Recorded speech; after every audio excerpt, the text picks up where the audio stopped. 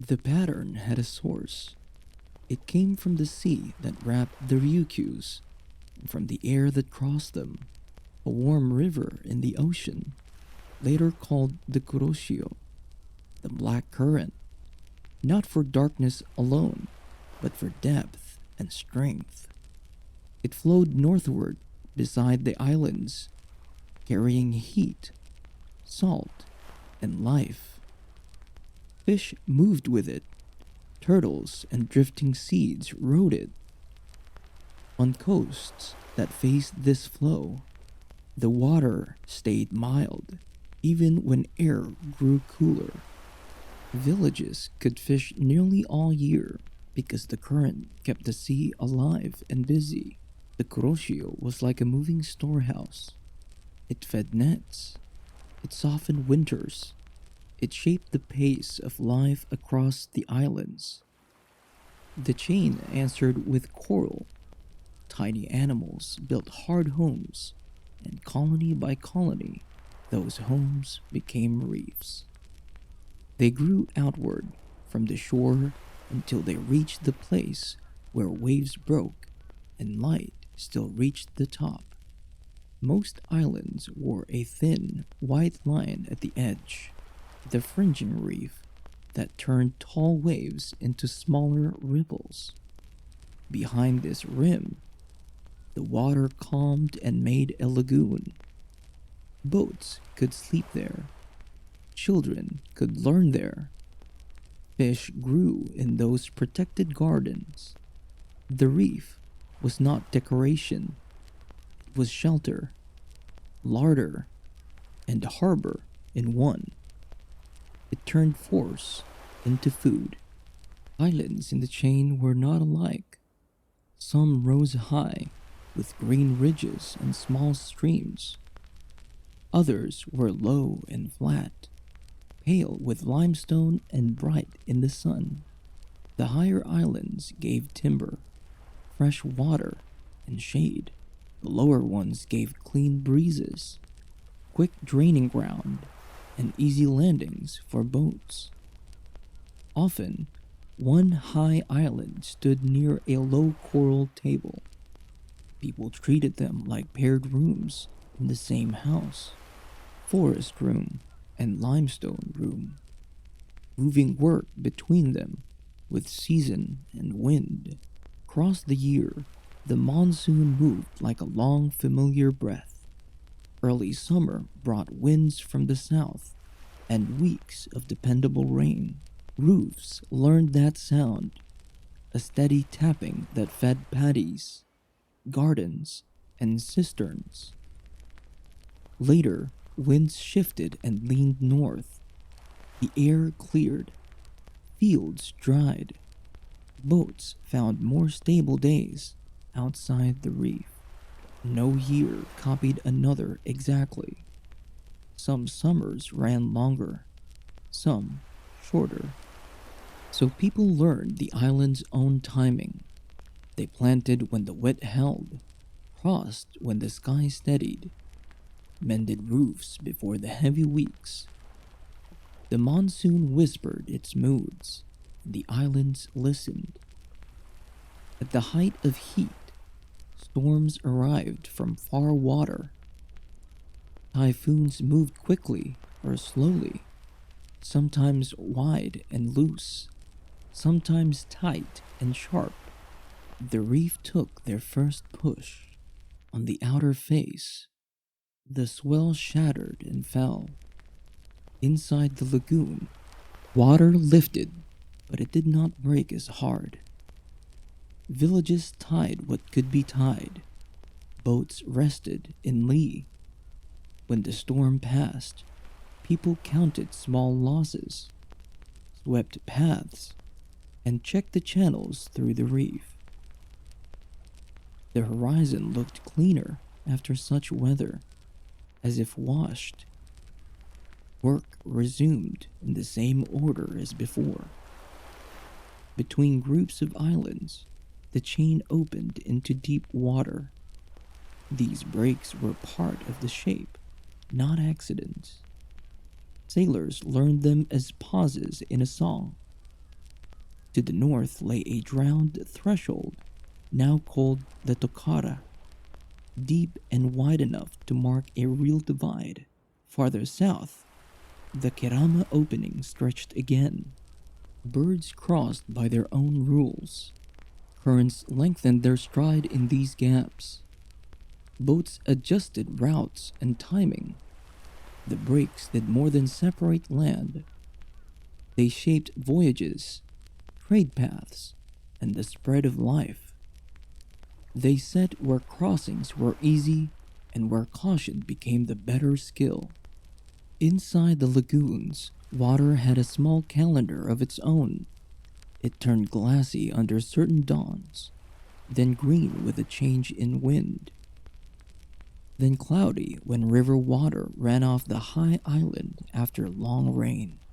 Children learned where shallow coral steps gave way to deeper channels. Fishers learned which passes held faster tide and which ones rested in the heat of day. Small boats sat low in the water and felt every sign. They tilted with the wind rather than fighting it. That tilt kept human work close to the sea's pace. In the south, reefs spread farther from shore. The lagoon widened into bright, shallow fields dotted with coral heads. Fish used reef-top the way people use streets, traveling along edges and corners. In the north, rims sat closer to the beach, with narrower passes and deeper water just beyond. High islands where often wore clouds for part of the week. Streams cut valleys. Tree shade pulled in long bands. North and south belonged to the same body, but each limb knew different tasks. Soil spoke plainly. On coral ground it was thin and quick, good for dry fields, millet, barley, vegetables that liked drainage and sun. In low basins or small valley flats, darker earth held water longer. Rice could stand there, but such basins were few. People used what the island offered near at hand. The lagoon offered fish and shells. The dry fields gave roots and grain. Fruit grew where the leeward slopes stayed warm. One year the sea was generous, the next it was the land. Life adjusted quietly, as it always had. The reef kept the memory of the sea inside its stone. When people cut channels for boats, or when storms carved deeper paths, they revealed those layers, thin lines stacked through the limestone like pages in a book.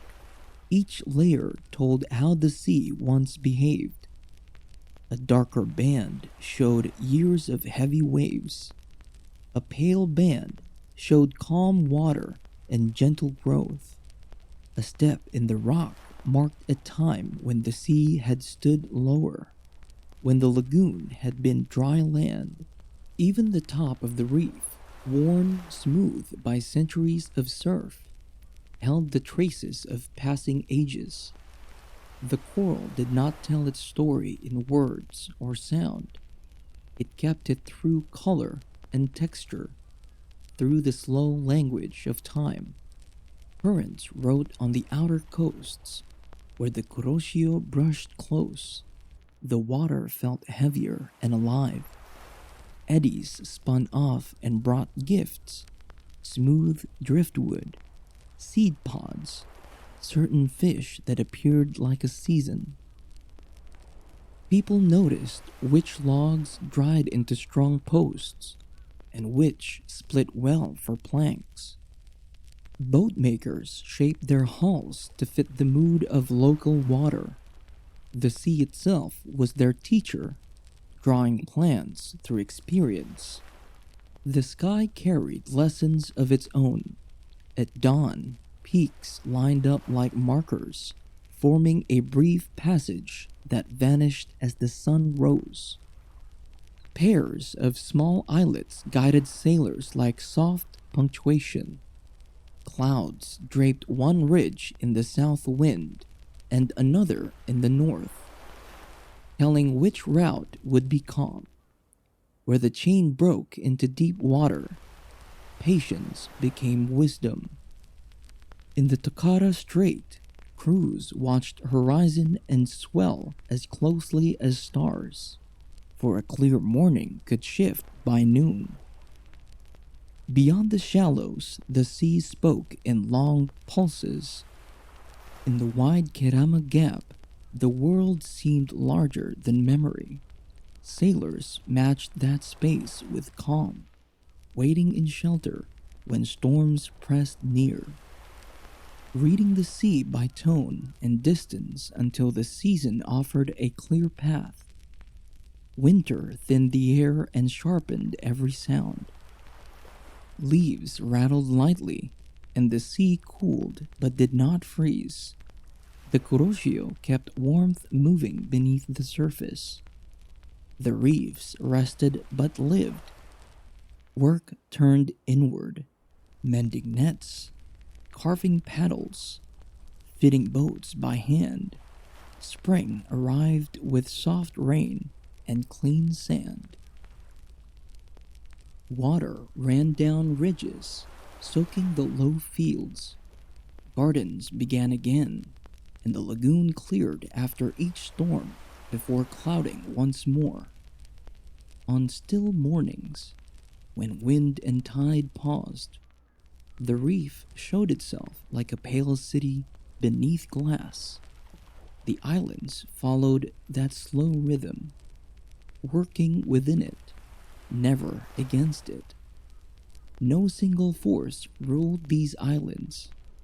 The ocean gave the broad order, the wind shaped the smaller moments, the reefs turned waves into safety, the high islands gathered rain into springs.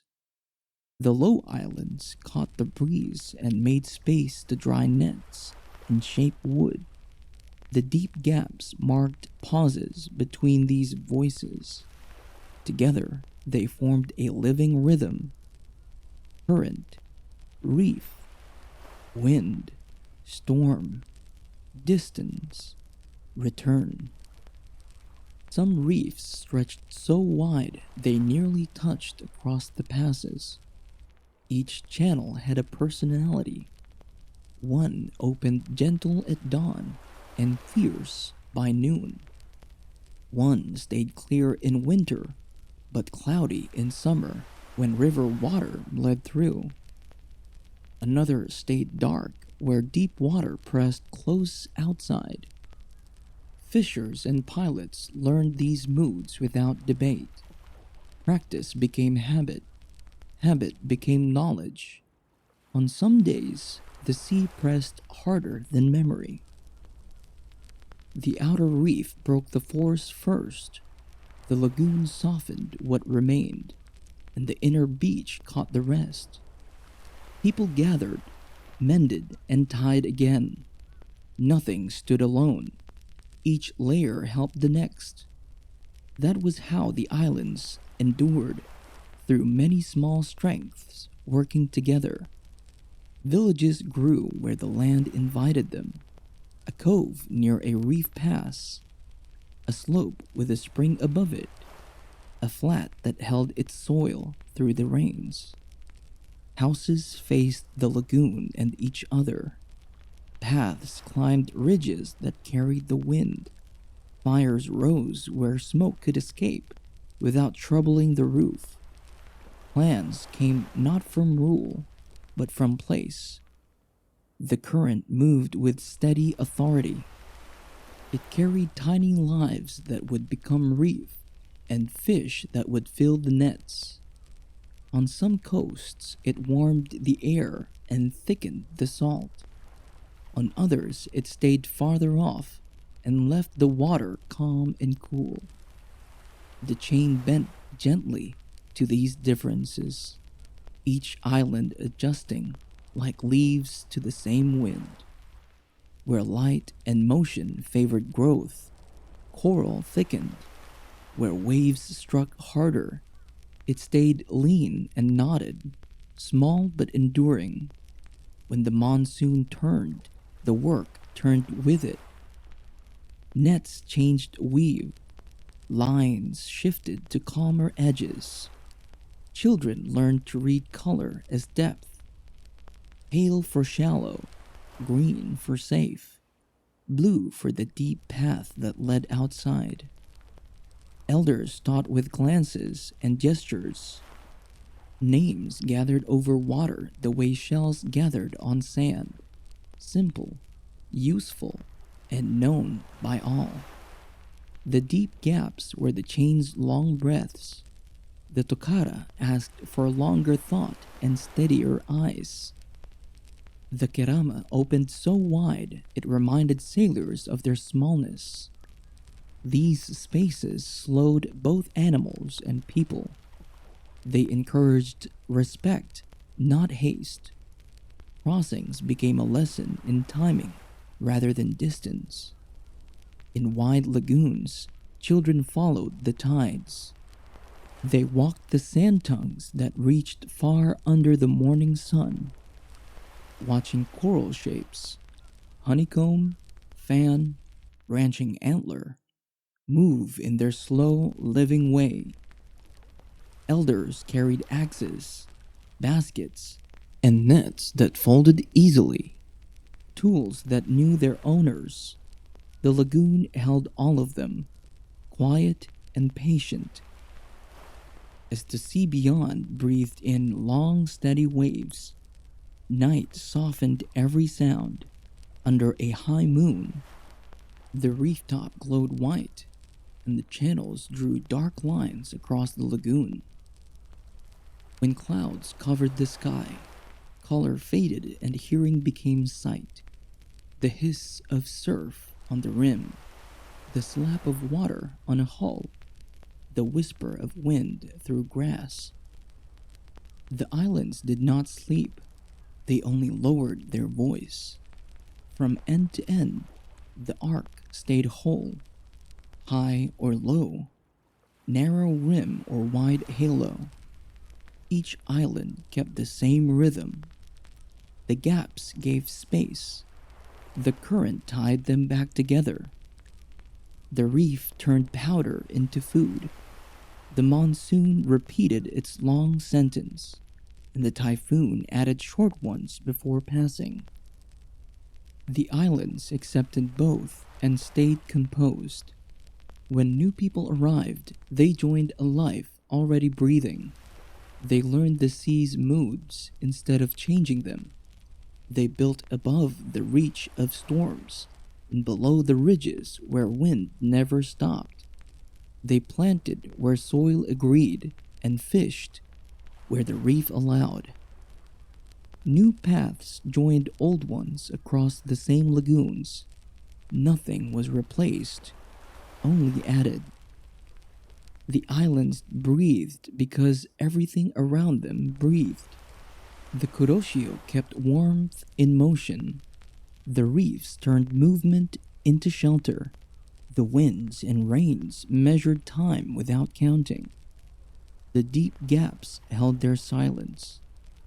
Together, they made a world that taught patience, care, and balance.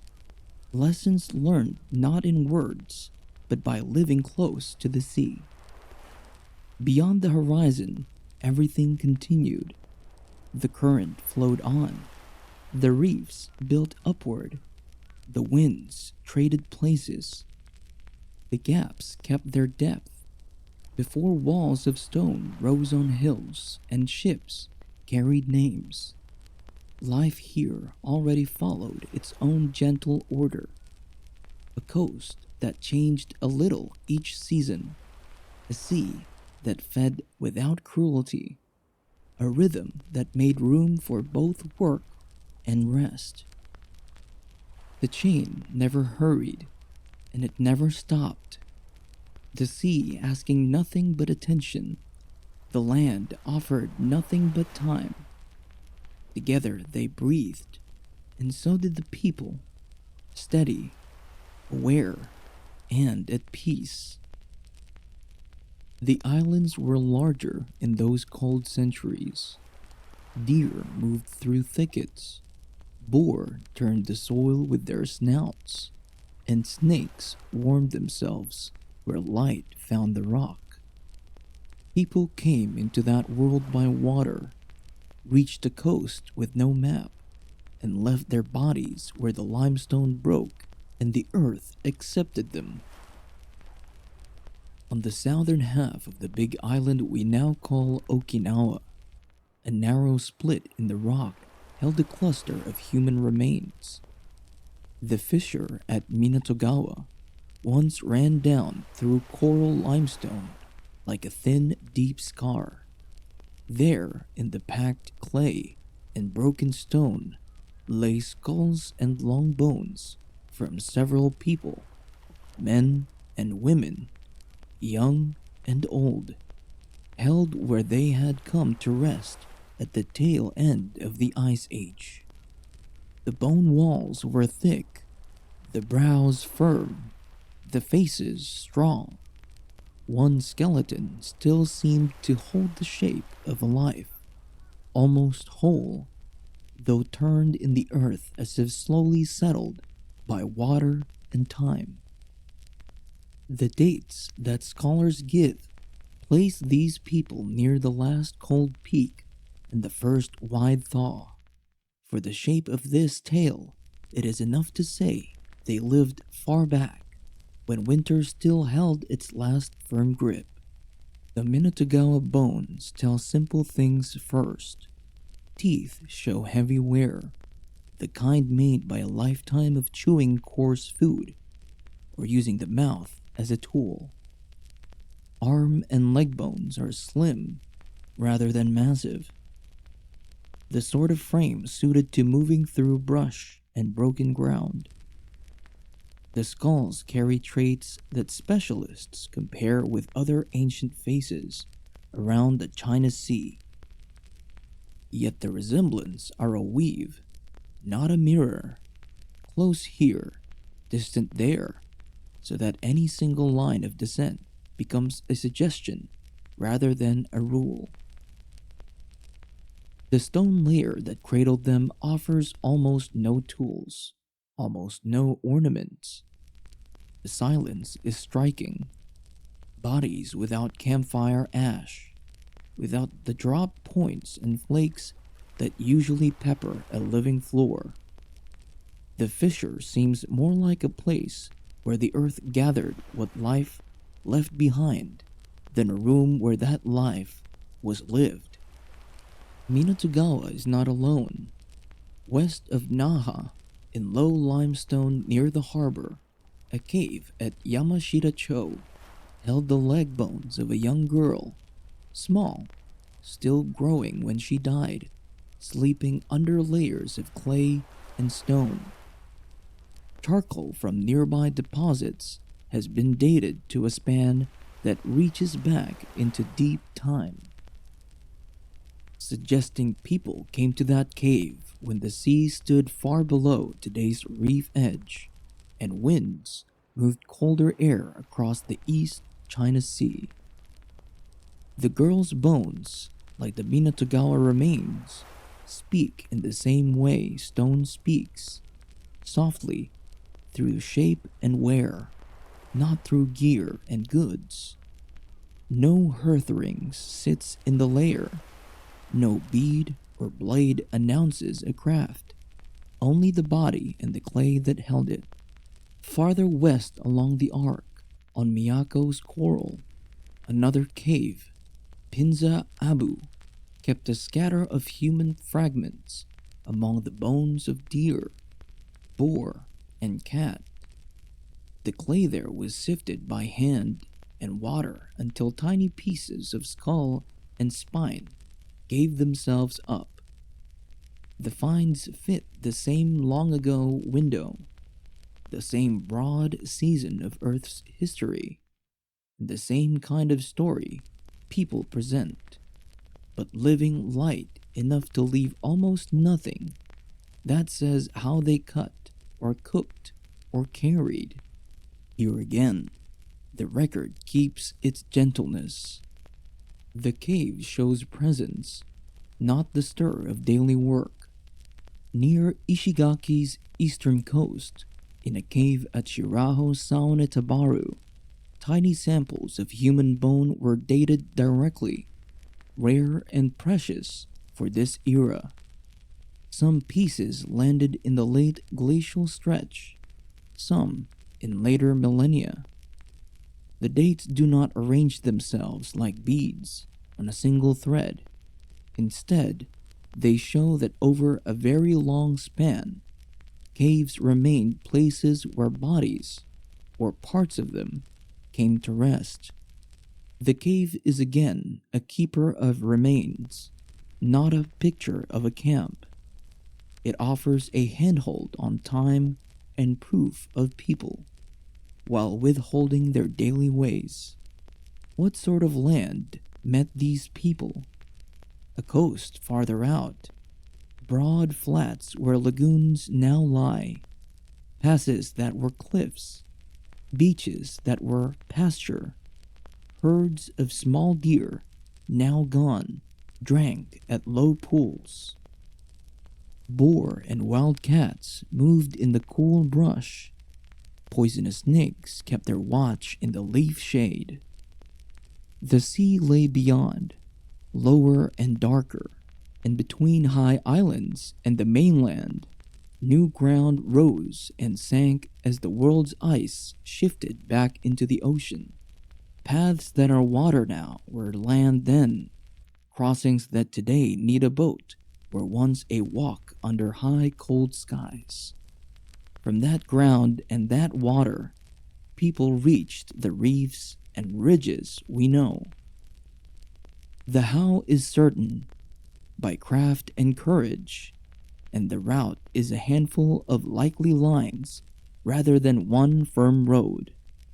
The gaps that today feel wide were different when the sea had not yet climbed. Tools in hand? That is the hardest part. In these islands, from this age, stones shaped for work are almost absent. A few pieces from far to the north suggest people in the larger island, just off Kyushu, had cutting edges and grinders, and that some exchange reached across narrow waters. But in the limestone caves of Okinawa, in the coral caves of Miyako and Ishigaki, the record is teeth, skulls, and long bones, not the ordinary kit of daily life. In some layers, bone pieces look cut or notched. Others have argued that deer made those marks with their own chewing. The debate is patient and ongoing. What remains clear is the core. People were here, moving through a colder world, leaving themselves to the earth without leaving much else. The animals in these deposits draw a picture of the hunt. The small island deer, so common in bone layers, would later fade and vanish. Boar remain in the record into the time we can name more easily. The reason the deer disappear is not fully known. Rising seas shrank their range. People may have pressed them too often. Both could be true.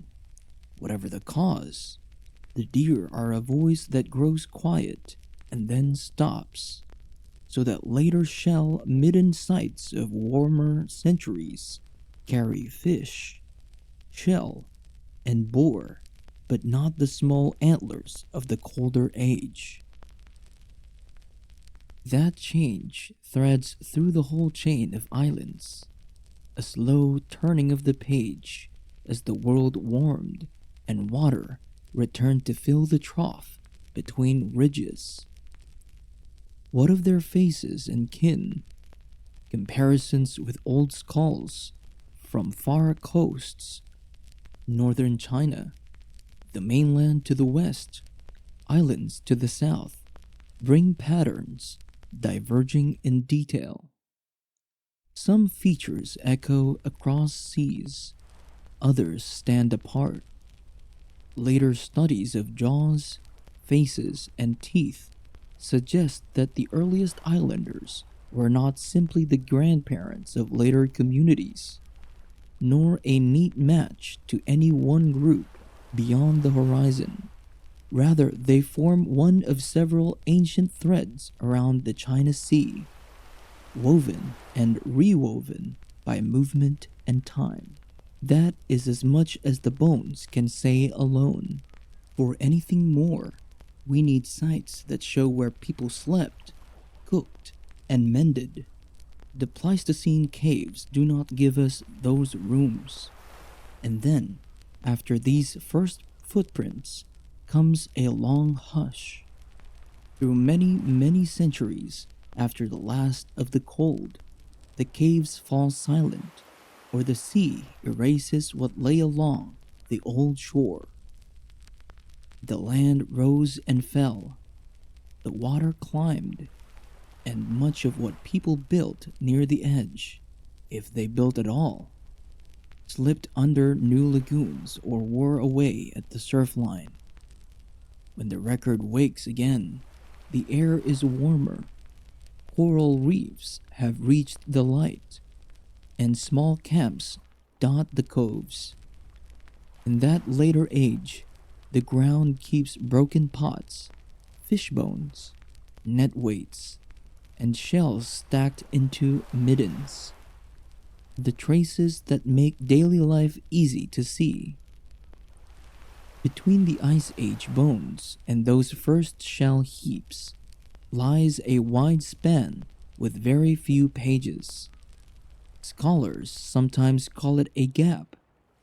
Listeners can think of it as a slow turning from one kind of world to another. Even in the hush, a few signals remain. In southern Okinawa, layers at the edge of caves bridge the change from late cold to early warm. The pollen and shells in nearby cores tell of rising seas and new coasts. The reefs that once lay deep begin to build. Lagoons that will later hold fish and boats begin to form. But for people themselves, the trail is faint. It is as if families moved up the slope step by step, always keeping near water, always keeping light, and the surf drew a clean line through the places where they paused. After a long interval, when the sea reached close to its modern stand, the islands show camps again, and from then on, the earth keeps far more of what hands made and used. What can be said, plainly and gently, about those earliest islanders? They reached the chain when the world was colder and the shore farther out. They shared that ground with deer and boar, and they used caves and fissures in the soft rock as places where remains settled and stayed. The bones show wear that fits hard work and long days. The frames suggest moving through brush, climbing rock, handling nets or spears. The faces, when measured and compared, resemble some neighbors a little, and others less. No single story of origin stands alone. Their tools do not sit around them in the earth. Either they kept few, or most were made of things that disappear. Where the living floors now lie under the sea. After them, the record falls into a long stillness, broken only by hints along cave walls and hints in offshore cores, until new settlers of warmer centuries begin to leave heaps of shell and clay. Minatogawa is the anchor because it holds the most complete set of bodies. Yamashita Cho adds a child's bones and a sense of time depth. Pinzaabu shows that far to the west, people and animals also shared the same shelter. Shiraho Sao Netabaru fixes with direct dates on bone that ancient presence in another island stone. Together they say people were here, not as a rumor, but as a fact carried in calcium and clay. Together, they also say the earliest life along these coasts remained mostly beyond reach, not in imagination, but in detail, because sea and stone took care of the bodies while leaving little of the camp. Listeners may want a face they can see, a tool in a hand, a fire ring with fish bones at its edge. The Pleistocene island record gives instead the long patience of caves and fissures. The patience has its own kind of strength. It fixes the time when people first stood here and shows that they came by water to a coast shaped differently than today. It leaves open questions that the later chapter of the story begin to answer. When regular camps began, when pots warmed broths, when shell bracelets shone against brown wrists, when gardens joined the nets. For now, the first part in bone stays spare. A few human bodies, a company of deer and boar, and the mark of a sea that was still on its way home. The gaps themselves teach something too. In island chains, water keeps much and takes much. A camp set close to the old edge can last for a season and be gone in a century. A burial in a fissure can last for ages. The strongest record from the cold centuries is therefore what the rock kept safest. Those who were placed or fell into the deep, narrow places where rain carried clay down and sealed the past in its cool hold. Sea light climbed the ledges and stayed. New lagoons took their shapes, and the edges of stone softened into living rims. Small craft slipped across short water. They came to the northern and middle islands first, where coves bent inward like open hands. People stepped onto pale sand that had only recently been seafloor. They carried cord, fire, and simple jars that could endure heat without complaint. They chose places with a pass nearby and a slope that drank rain. They set hearths where the breeze could travel and smoke could find its way out. Food came from the inner water and the small uplands behind it. Fish took hooks of shell, and crabs climbed the baskets that waited in the shallows. Shell gathered into low ridges near the living areas. At first, they were only small mounds. Then they became landmarks that kept the memory of meals. Clay learned their hands. They pressed lines and dimples into fresh walls and left fingerprints that never washed away. Some jars were plain and thick and did not tip easily. Others carried neat impressions along the lip, a soft grammar that held hot broth and salt. Fires sat in shallow pits ringed with water-worn stones. Ash darkened the floor in circles that showed where the talking and eating took place. In the morning, nets unrolled like cloth. By afternoon, they dried over forked sticks, and wind did the work of patience. Children learned to read the color of near water. Adults watched for the darker thread that marked the channel home. Boar moved in the brush at the back of the flats. Birds rose from the reed beds when feet entered the cool shade. People worked with reef-edge gifts that had drifted in. Fan shell became blades, and thick clam turned into adze heads that held their edge. The first neighbors were other small camps along the same coast. A visit might mean a jar traded for cord, or a story that told where the fish had turned yesterday. Pottery styles change in slow steps, yet each kept the same purpose. A wide mouth meant stirring, a rounded base meant resting well on sand. Some sites sat on low terraces near the sea's new line.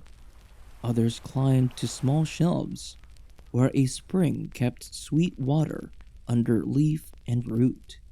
Dogs watched the fires and learned the paths.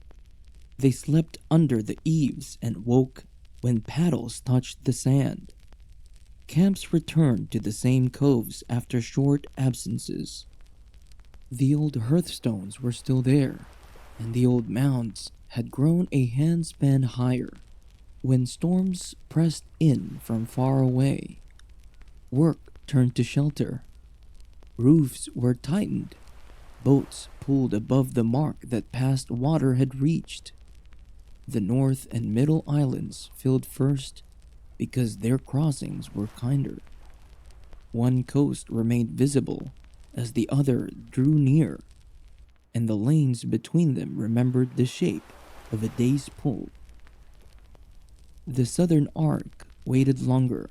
The gap to reach it was wide enough to ask for a different kind of timing and a stronger trust in sky and swell. By the time people reached those lower reefs and flat islands, the sea had already climbed to the height we know. Passes were set, lagoons were clear, and sand tongues showed the way out and back. In those southern places, tools were not always clay. Bright shell took the work of stone, and edges came from the sea's own body. On higher islands, upland stone still answered a hammer well.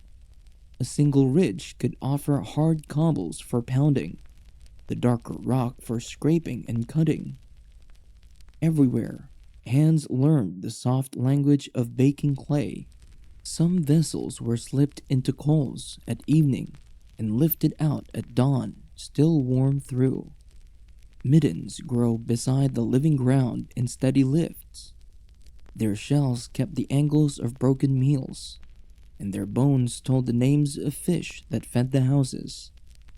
In coves with gentler sand, canoes were slid on peeled trunks. The path from house to shore grew smooth under the same feet, day after day. A few ornaments began to appear, not showy, only touched smooth. A ring of shell graced a wrist, or a small disc lay at a throat like a cool coin of light. Hearth clay cracked and was patched without waste. When a pot broke, the shards paved damp spots, and smoke stains turned the doorway darker. At night, stars lifted above low ridges and set behind passes like familiar doorways. A path could be learned in 4 bright points, then checked by a line of dark far water. Fish bones hardened in the mounds and kept their delicate shapes. Tiny teeth from parrotfish and wrasse lay between the larger spines of grouper and snapper. Some seasons called for more time in gardens close to the houses. They were simple rows at first, damp and dark after rain, with small greens and vines that could live on lean soil. Work remembered the shore. After harvest, the same hands twisted line, oiled paddles, and checked the seam where plank met plank. Villages began where camps once stood. Houses drew closer. Paths crossed in clean angles, and a shared place opened for cooking that fed more than one fire. On some terraces, post holes sat in neat rings. Their shadows fell in a circle that marked a roof and the cool under it. Childhood followed water. Little hands gathered periwinkles and told the difference between soft mud and firm flats with their soles. Elders watched the line of the inner pass and the cut of the outer swell. They knew when a crossing would be smooth and when a day belonged to nets in the lagoon. Inlet by inlet, a chain of small living places formed. If a family moved down coast, they did not feel alone, only shifted one cove along a known edge. Clay recipes carried names that were not written. One mixture liked more silt from a certain bend in a stream. Another liked grit from an eroded bank near a ridge. Firing places learned shelter from wind. Low walls of stone rose around the warmth, and pots rested on 3 stones that knew their spacing. The first burial grounds climbed a little above the living floors. Graves were simple and close, set where tree roots would hold the slope in heavy rain. Shell beads were placed with care where a neck had been. A small bowl stood near the hands as if waiting for water. In leaner weeks, the backshore plants gave tubers and leaves. The taste was plain and thick, but it kept the mind steady for the work that followed. Boar were taken in the narrow places where paths pinch between rock and wet ground. Meat was smoked over slow fires that did not flare, then wrapped and kept where breeze could pass. The language of jars traveled farther than the families who made them. A lip form told where a vessel had begun, and a certain texture named a ridge or a creek bed with no map needed.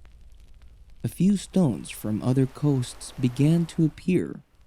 They were not common, yet when found they spoke of visitors who had learned the same seas and trusted the same passes.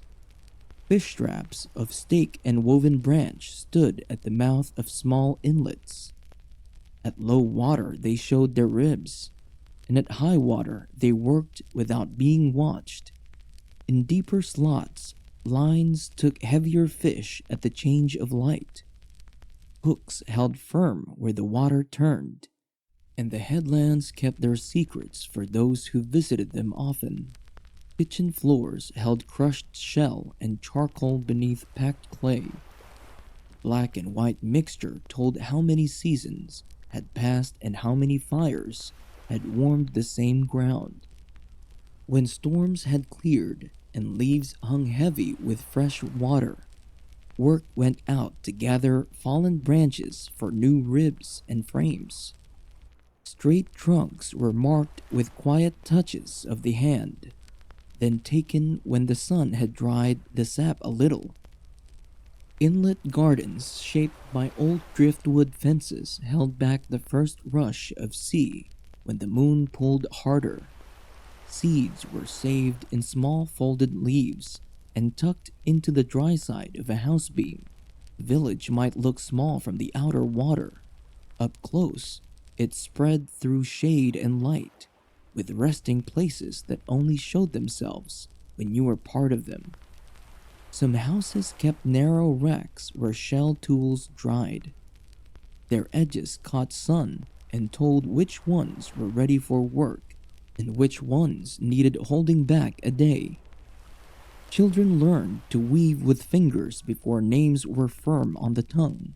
First a cord, then a broader strip, then a net whose mesh told its own purpose. In the northern and middle islands, these patterns settled into the land like roots. The people knew which coves asked for early visits and which held their fish closer to dusk. Farther south, the first villages chose flat ground that met sky at a low line. Water lay close everywhere, and the work of shaping tools rested more in shell and coral than in stone. Large clams gave thick blanks for blades. A careful hand split them along old growth lines, and the careful fire hardened their faces. Some villages kept paths that met at a central parked space. There, pots cooled, fish were shared, and tomorrow's plan was spoken without hurry. Hearth smoke left its color on beam and thatch. Years later, a fresh wall beside it made the old smoke look like shade from a passing cloud. Strangers were not so strange when they arrived in familiar boats. Their paddles rose and fell at the same pace, and their greetings had the same small bow. They brought a jar with a different mouth and took a jar with a different base. They asked about a headland where currents crossed and left with a mark in mind to try the next fair day. Shorebirds followed the same tide lines as the people. When the birds turned and lifted together, paddles slowed because the water was telling a change. By late season, shell mounds stood higher and wider. They edged the living space with pale arcs that showed where bones and ash and broken clay had come to rest. Between mound and house, a narrow strip stayed swept. It held tool marks in dust, and in morning light, it looked like a river of fine white sand. Some jars carried broth thick with fish and bits of root. Others only held water drawn cool from a shaded spring. On calm afternoons, women sat with a knee raised and clay near the foot. A coil became a wall, and a wall became a vessel that took the press of a thumb and the soft line of a fingernail. Men shaved pegs and ribs for frames and watched the grain. A twist in wood could serve one place and fail in another, and the eye decided before the knife did. When fires burned low, voices carried at the edge of hearing. Stories did their work not to teach a rule, but to set a picture that could be used when the same water lay ahead. Elders did not hurry a crossing. They waited for a sky that behaved, for a breath that did not gust, for the sort of day that returned to the same state after a short change. In the north, high islands broke wind and gave shelter to the paths between them. In the middle group, reefs shaped the water into lanes that became trusted in time. Every new village began small. A handful of posts, a hearth, a drying frame, and a mound that started with the day's first shells.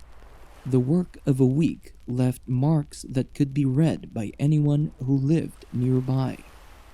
A pile of stake wood meant traps would be set tomorrow, and a fresh heap of broken coral meant a pass had been cleared for easier going. When a house needed shifting because ground had softened or water had wandered, it moved only the length of a net. Old hearthstones were carried forward, and the new doorway held the same view of water between the same two trees. On some slopes, a ring of stones outlined a place for talking and simple judgments. The ring stayed where it was across many seasons, and feet knew to slow as they came near it. Certain headlands took gifts: a pale shell, a smooth pebble, a pinch of salt felt between finger and thumb and let fall in thanks. Not all paths led outward. Many curved back to the middens and gardens, and the racks that waited for the same hands in the late light.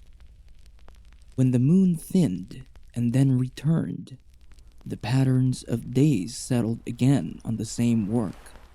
Pots mended, nets retied, oars rubbed with oil until the grain looked like water. Young men learned headlands by their rests and their echoes. Young women learned clay by its smell and by how it behaved at different points in the day. Each cove kept small secrets that belonged to those who slept within reach of its tide. A certain pool held 3 eels at dusk. A certain bend kept cool water even after many dry days. Some vessels grew taller and narrower, as if meant for carrying rather than standing near a fire. They fit a shoulder well and did not complain on long paths. A few villages began to leave lines of posts along the shore to tame drift. The posts caught branches and reed and made new small pockets of sand where canoes could rest without rolling. Shell bracelets polished themselves on their owner's skin. By the time they cracked, they had become soft with use and carried the color of years spent near water. A child's first fish was hung visibly on a rack, no matter how small. It was a sign the sea had begun to speak to another pair of hands. Fires moved inward during long rains. Roofs sighed but did not give, and smoke went out in a thin line that told the day was safe enough. Visitors from upstream brought river stones that felt good in the palm. They left with salt and a little dried fish wrapped in leaf. The world narrowed and widened in steady turns. Some days were only a cove and a garden. Other days carried paddles across low lines of water toward voices that shared the same words for wind. Footprints multiplied along the back shore. They crisped at noon and softened by evening tide, and in the morning the same feet drew them again. When a village lifted a house to replace a rotten beam, everyone's hands found a place. The new beam settled with a breath of sound, deep and pleased. Sometimes a broken pot was given a second life as a clapper for scaring birds from gardens. Its ring was dull and kind, and the birds rose in a hush that felt like rain starting far away. If a canoe split at the seam, it was never blamed. Wood holds memory, and sometimes memory needs tending. Pitch warmed, strips of fiber tightened. The seam forgot its sorrow and held again. The northern and middle islands grew thick with these small cares. Each cove gathered its own story, but the thread between them stayed easy to follow. Far down the chain, the lower islands received their turn when eyes and hands were ready. By then, the ways of choosing ground and shaping homes were sure enough to cross wide water without doubt. Even in new surroundings, the same signs appeared. A pass close to a slope with sweet water, a place to put boats above the highest throw of spray, a patch of ground that would not slip in a hard rain. Shell kept its place as tool and ornament. Clay learned new sands and still made good walls that did not seep or break. Fish names grew in number as people met new reef faces. Some were cousins of the old fish, and some were strangers with colors that the children told first. Villages faced the inner water, and their open sides welcomed the first line of light. Paddles lifted to that line in calm strokes, and the day began without edge. Now shell heaps rose where the shore met easy ground. Pale mounds made from suppers long finished. They marked the places where people lingered and learned the coast by heart.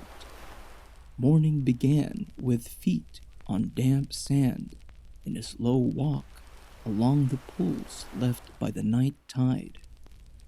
Children learned the shapes that meant food, and the elders named them with simple, steady words. Here, a cluster of small clams sat in the clean sand. There, a fan shell held still water in its cupped palm and kept a tiny crab. When the pool cleared and the sun reached it, fish showed their colors like bits of woven cloth. A basket was lowered with care, and a hand covered the lip so water would not startle the catch. A rock turned over with patient fingers, and then placed back as it was found. Nothing was taken in a way that ruined tomorrow's walk. Women and men moved side by side and did not argue over the divide. One watched for octopus arms folded in a crease of stone, while the other lifted a net from a tongue of water. Baskets grew heavy with shells of many kinds, smooth ones for cooking, and thick ones for grinding and scraping. The day's first fire was never far from the ground. A circle of stone held heat, and the pot settled into the glow like a settled thought. Early clay held simple marks made by thumbs and nails. The outside kept the memory of the maker's hand, and the inside held broth that smelled of the shore. Later, clay learned to stand taller and bend more evenly at the rim. Smoke darkened it, and use gave it polish, and the pot felt strong without becoming proud. A pot boiled beside a second hearth, where fish roasted on wet sticks.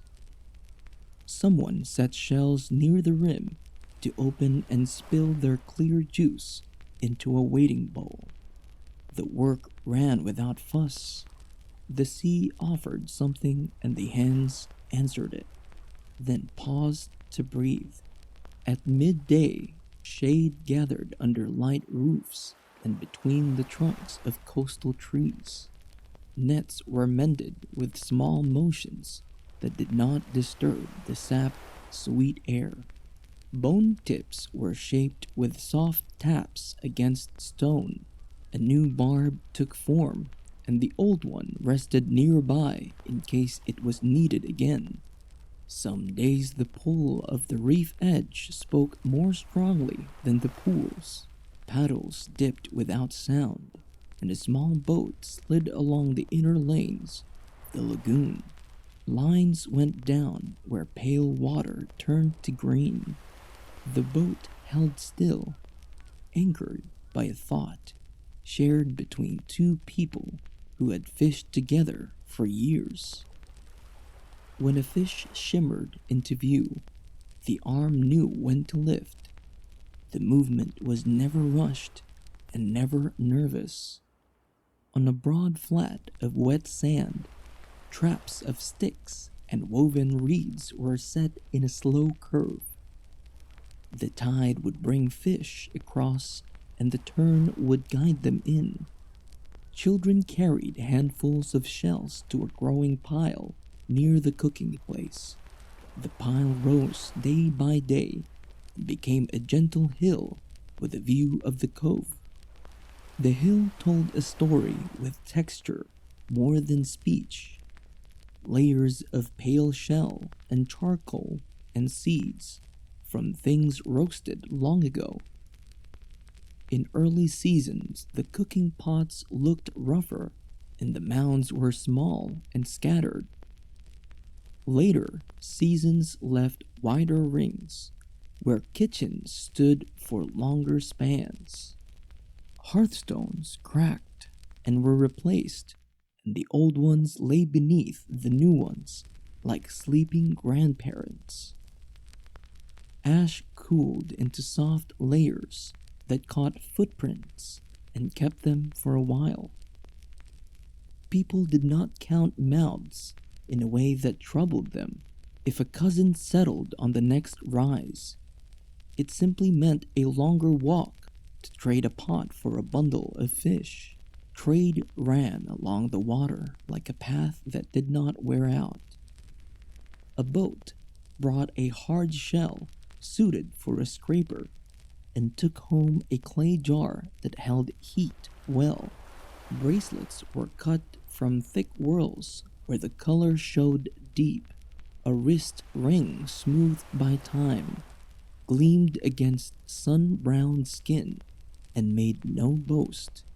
Hairpins and pendants came from the same patient craft. The look of them pleased the eye like a clean shoreline after rain. If a storm passed, the reef broke its force, and the lagoon held the rest. When it was over, people walked the rack line and lifted driftwood for cooking and building. After a season with many rains, the mounds swelled faster. After a lean run of fish, the mounds grew by smaller breaths, and nobody took more than the tide could spare. The names of coves traveled with people who moved for a while and then settled again. A place with a spring that tasted sweet grew homes around it like a small constellation. Houses faced one another, so words did not need to be thrown. Paths formed where bare feet preferred to go, and grass leaned aside without complaint. In the high part of the day, a hollow was scraped for a new post. The best wood was chosen not from rule, but from memory of which trees stood firm in the last hard wind. Evening gathered the camp into a comfortable shape. A pot simmered with clams and a clean herb that grew near the edge of the wet ground. Smoke climbed and the day fell back in small steps. Stories kept to short spans and spoke of places and signs more than deeds. In the time when the mounds were younger, tools were simpler and easier to make. In the times when the mounds were wider, edges were ground finer and points held longer. Shell blades shaved fibers for cord, stone weights steadied nets, and were smoothed from many hands. Cooking pits were lined with heated stone and covered with leaves that held steam. When the covering lifted, the air carried salt and sweetness and a calm sense of plenty. There was no rush to fill one place to the edges. People spread along the coast like birds sharing a long rail. Some camps lasted a season and faded, leaving a scatter of shell and the stain of charcoal in the soil. Others thickened year after year until the ground grew taller underfoot. Dogs kept to the shade and watched the fires. Their ears twitched at crab clicks, and their tails tapped the sand when fish skin hit the coals. The shore gave more than meals. It gave lime for smoothing things, and grit for tempering clay so the pots would not crack. Clay was gathered where rain exposed a clean vein. Hands kneaded it with crushed shell and formed it into shapes the household knew by touch. Rims turned inward to hold a lid. Bases learned to sit steady even on a circle of stones that were not equal in height. Water carried ideas from the cove to cove and then brought them back, altered by need. The change moved in gentle steps, and nothing felt sudden. Farther down the chain, the coast bent into other habits. A village there favored a certain pot-belly and a narrow mouth because the wind in that place asked for it. People woke by scent as much as light. Seaweed drying on racks told time without numbers and gave a taste that fit fish and root. When a child dropped a shell and it broke, it was not a loss. The edge could still scrape and the fragments could still temper a pot. A new fire sparked from an old ember saved in a shell cup. It lit at once as if it remembered the way. The nights were not empty. The shore sent a hush, like a lullaby, and the reef sighed beyond the dark lanes. Someone checked the traps with a small torch and a careful step. A fish that came late was thanked in a word that did not need to be loud. Shell rings knocked softly in the basket. A bracelet slid from a wrist and lay beside the sleeping mat and waited for morning. When strangers came from a headland beyond sight, they arrived with calm faces and small bundles. A bead, new to the eye, began its life in a local necklace without fuss. A path inland reached our garden that kept dry feet even after long rain. Yams lay under the mound of earth like slow answers to the season. Leaf roofs shed the afternoon shower and held a gentle scent of grass. Ropes twisted from bark kept them in place and made no groan when the wind pulled. The larger shell heaps showed where people stayed long enough to name every rock. The smaller ones showed where a family had rested for a handful of moons and moved on. In early days, the hearth circles were few and far between. In later days, a ridge might hold many rings, and each one had a story that could be told in a breath. Meals were not counted as victories. They were counted as the turning of work into warmth and rest. A carved comb passed from hand to hand and back to a basket lined with net. A bone needle found its pouch after patching a shirt woven from plant fiber. Birds called from the ridge and fell quiet as light thinned. Nets were lifted and set to dry, and their shadows made a soft grind on the sand. Shell powder dusted the ground under the work mat. It made a pale trace that drifted when someone laughed and clapped their hands.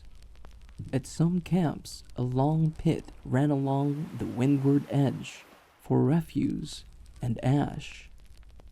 At others, the shell piled in a crescent that followed the line of the cove. When the pile grew high enough, people stood on it to watch the boats return. The view widened and the breeze felt kinder. Even where the land narrowed, the way forward was never forced. A boat could wait a day on a lee, and the hearth would carry the camp through. Children learned names of fish by color and by the stripes that shone when water lay flat. They learned the names of shells by weight in the palm and by the way the lip felt against a tooth. The land fed the fire with drift, and the fire fed the evening with ease. After the meal, ash was leveled with the back of a shell, so the place would greet morning in a gentle mood. A new pot was tested with a small boil, and then tapped with a knuckle to hear the body's answer. If the sound was right, someone smiled and set it near the stones with care. Boat makers set ribs into a hull and listened for the note the wood gave. A plank that did not sing true found its use in a roof beam or a bench. People dressed the shore with small acts that did not scar it. A path laid with shells kept feet from sinking when the ground stayed wet. The old midden offered lime for smoothing a floor or sealing a jar mouth. The mound was a pantry for tools, as well as a record of meals. When the moon thinned to a silver thread, torches made a kindly light across the reef flat. Crabs froze and then lifted a single leg. as if asking a question. An elder traced a story on the sand and wiped it away so the tide would not have to. The meaning stayed even when the line was gone. Visitors from a northern cove brought a style of jar with a shoulder that turned like a gentle wave. It fit on local stones and sat as if it belonged there from the start. A mother cooled a child's brow with a damp leaf. The child slept, and the leaf went back to the basket of helpful things. The day's end never felt spent. It folded itself and waited near the hearth for the next fire to open it again. As the years drew on, pots improved without display. The marks on their sides softened, and the walls grew more even, and no one spoke of it as progress. The spread of homes along the chain was light and unhurried. A new hearth flared where a spring and a pass faced each other with good manners. The shell heaps gathered height, like snowdrifts that never melted. They kept the sound of laughter and the tap of bone on stone, and they gave back lime and lessons without complaint. Under a sky with steady stars, hands rested from the day. The last ember settled into a cup of ash, and the camp sank into a calm that asked for nothing more. When morning came, the stillness broke with the hush of paddles on the tide. Boats left the lagoons in the long light and came back with shells that held the color of dawn. Hands turned those shells over and saw circles inside circles, a smooth path waiting to be found. From thick conches and lettered cones came rings for the wrist. Edges were rounded with patient strokes, and the pale stone within began to glow. Some bracelets were cut from the high back of a great shell. A slice became a band, and the band took on a soft, oval line. Others kept a hint of the spiral. A little hook at the edge remembered the shell's curve and made a place for light. Different hands favored different shapes. Some were thick and full. Others were flatter, so several could sit together on the same arm. Spider conch from southern waters gave bracelets to far coasts. Its branching forms also lent tips that worked like small chisels in other island houses. People in the northern islands asked for these bright circles. They wore them with care at the edge of fields and on paths leading down to the boats. Crews from Kyushu crossed to the coral shores and chose shells with strong backs and high gloss. They stored them for the voyage home, stopping in small havens along the Satsuma coast, where friends waited with water and news.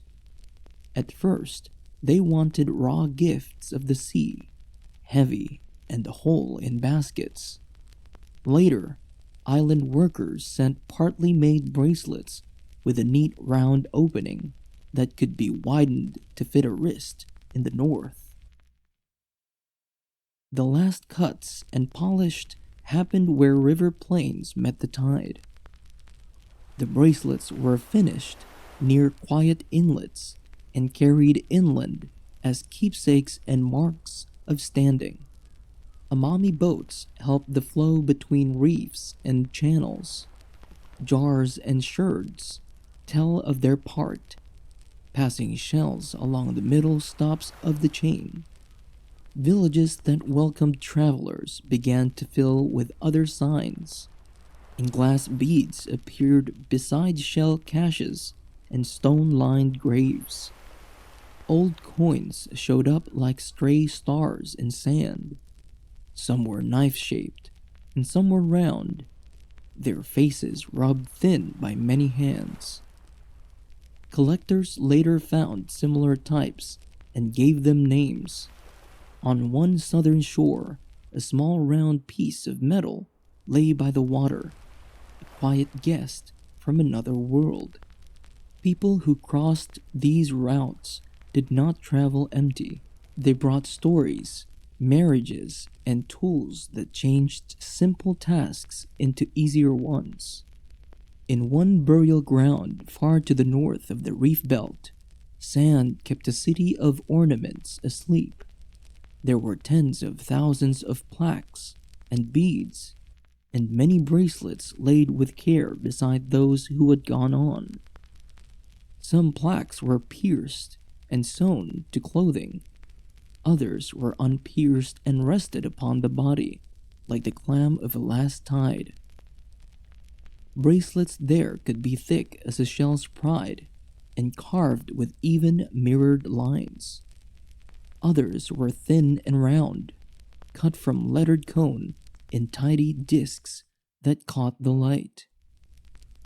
People laid coral chunks by grave pits to mark a place. Beads of cone and dentalium rested at the head and chest, counting a life without numbers. Some bodies wore thousands of small beads. They ran like pale rain across cloth and skin and turned stillness into a gentle shimmer. In other sites closer to the central island, bracelets and jars came together. Pottery from southern Kyushu peaked in one span, and amami jars rose in another, as if the sea had two favored paths in time. Wide-mouthed containers spoke of visits that lasted more than a night. Strangers became guests, and guests became kin as seasons turned. The bracelets themselves told where they were made.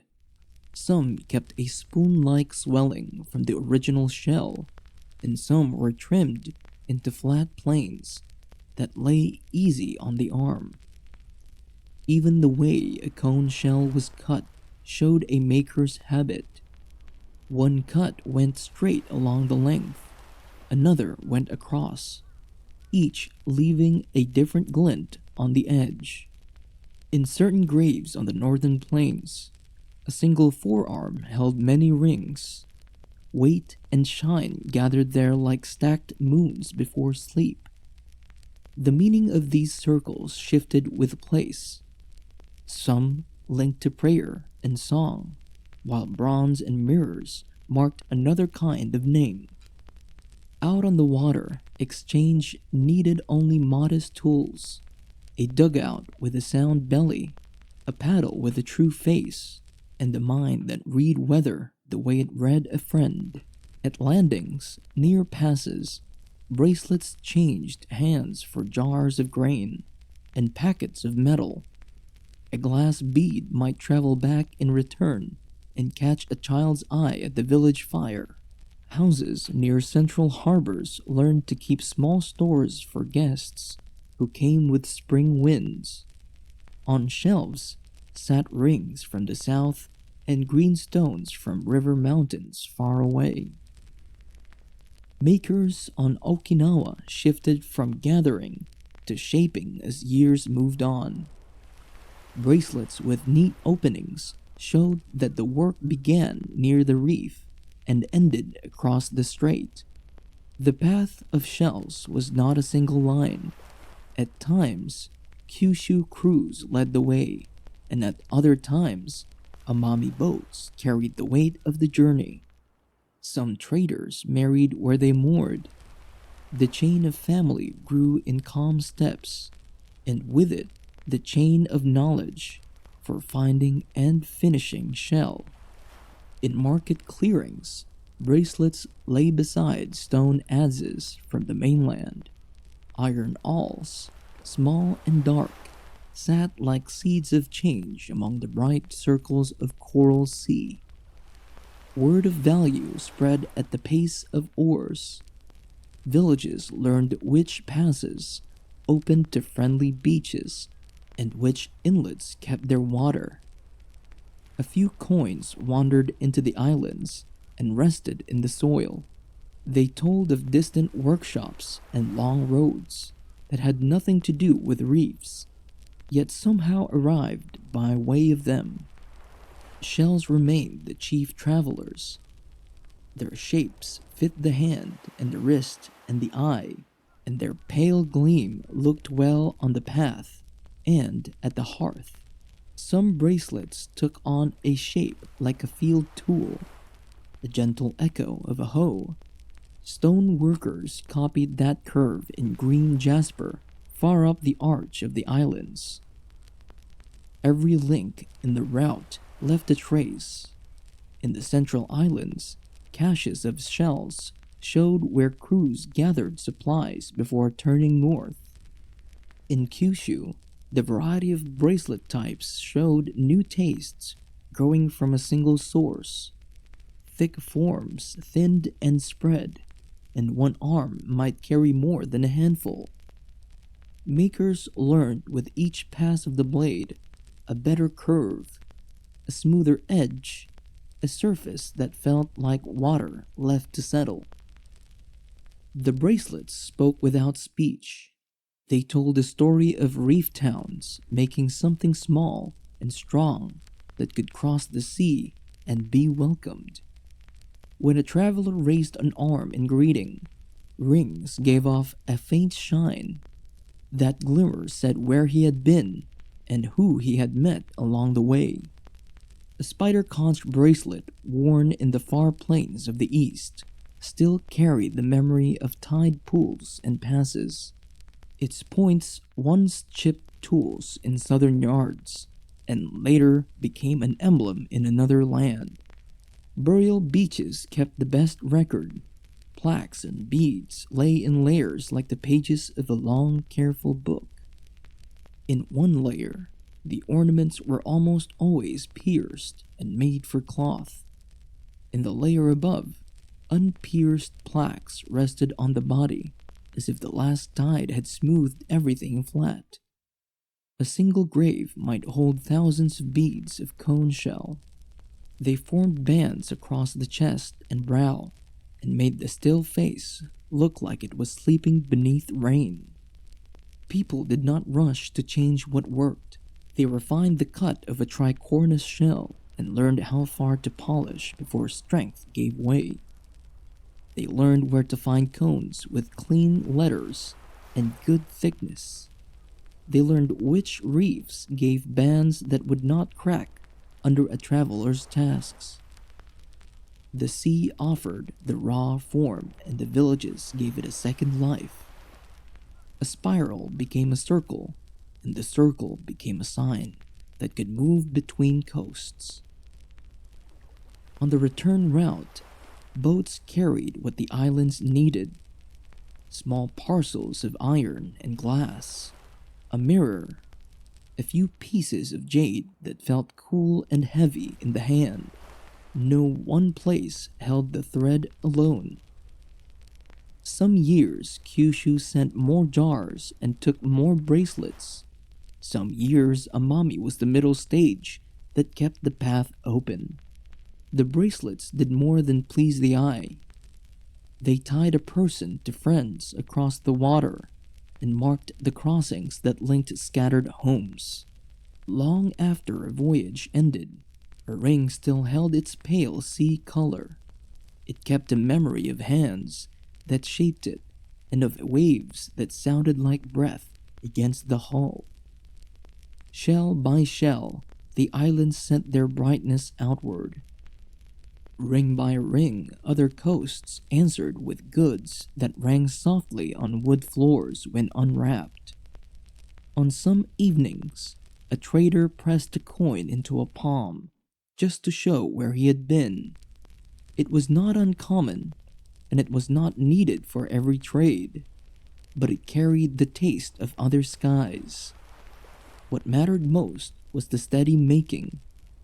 Bracelets cut, beads drilled, surfaces smoothed with sand and leaf until they felt like water and shade. The humble tools of that work lasted through many seasons. Awls of iron left small, round portals in shell and turned scraps into lace. Mats held the pieces while the maker turned them by touch. A low song kept time, and the edge brightened one breath at a time. When the bracelets finally left the bench, they were not heavy. They were light enough for journeys, but strong enough to be worn by a field worker at dusk. Children learned the names of shells by the feel of each. They knew which would split and which would hold.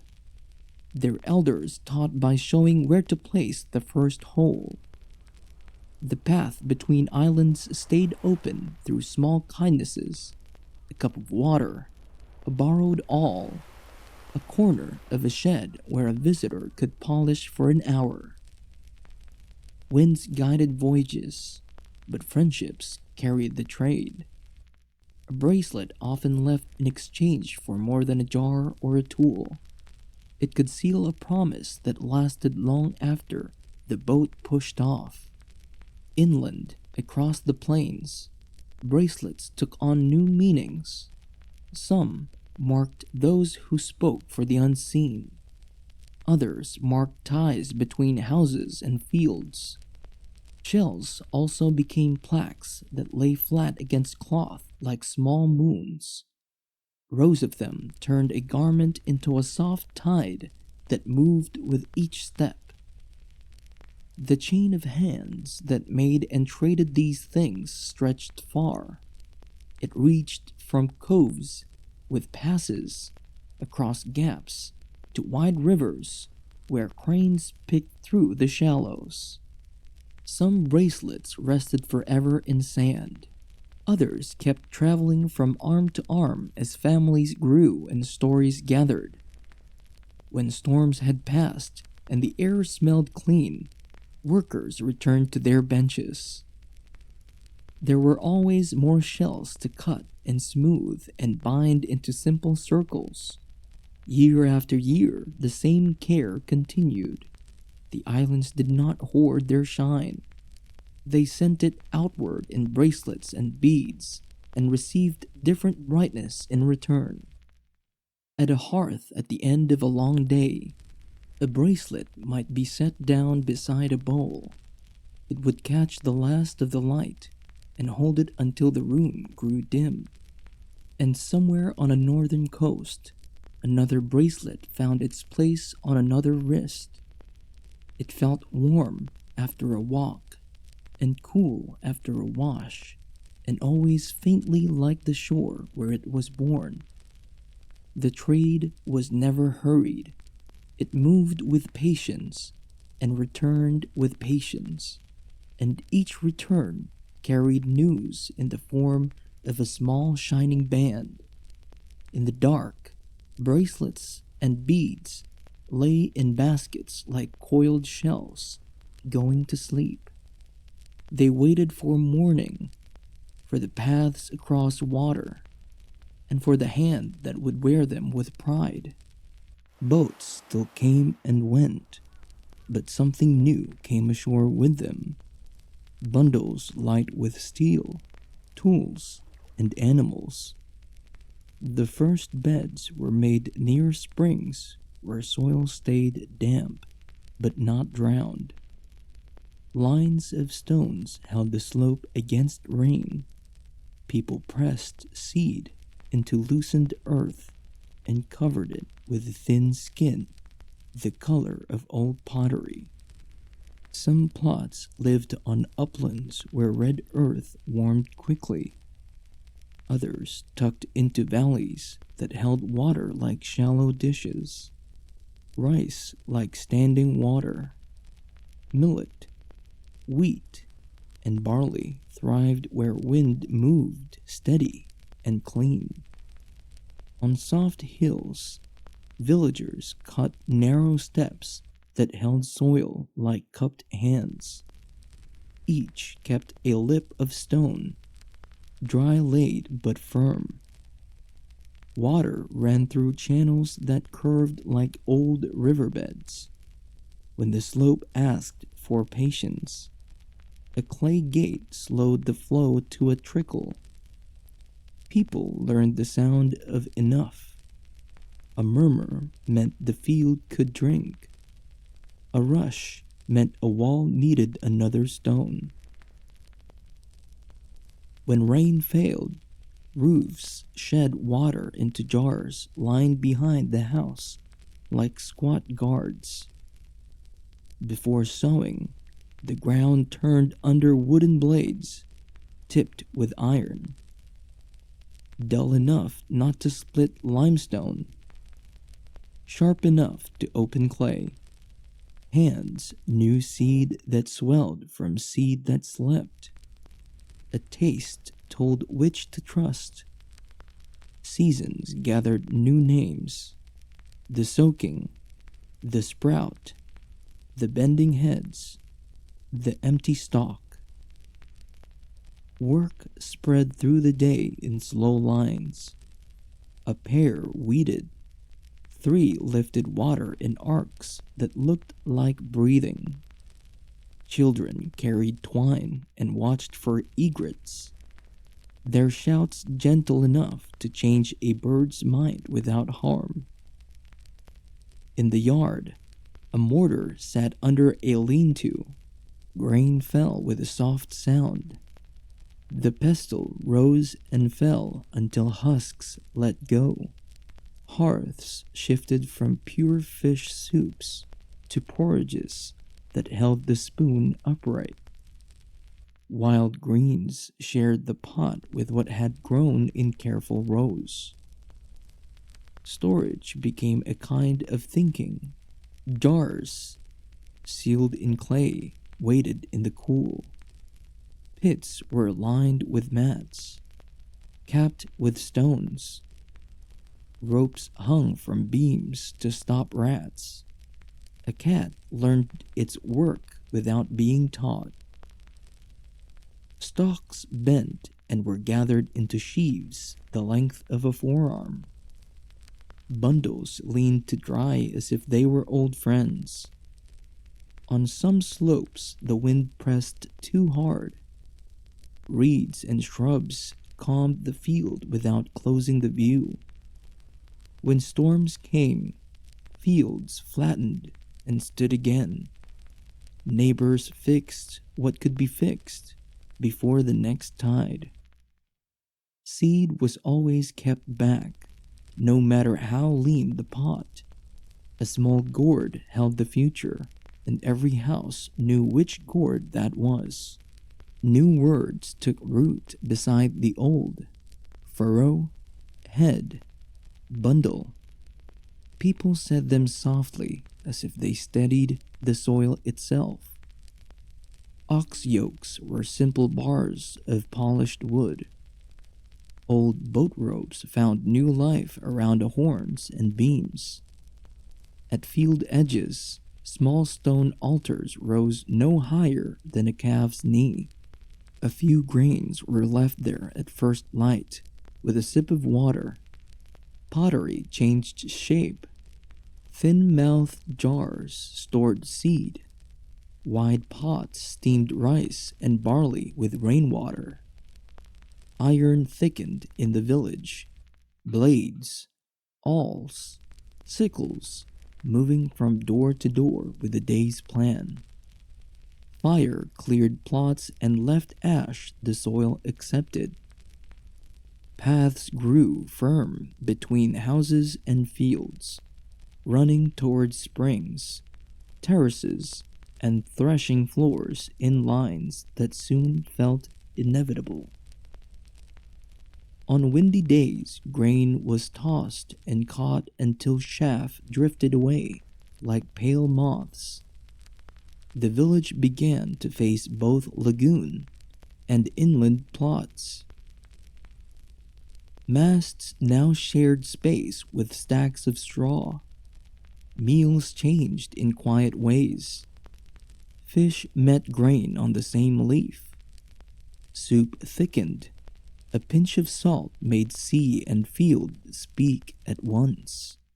Men argued less about sailing times and more about how deep to set the water gate. Pigeons found the fields and stayed where,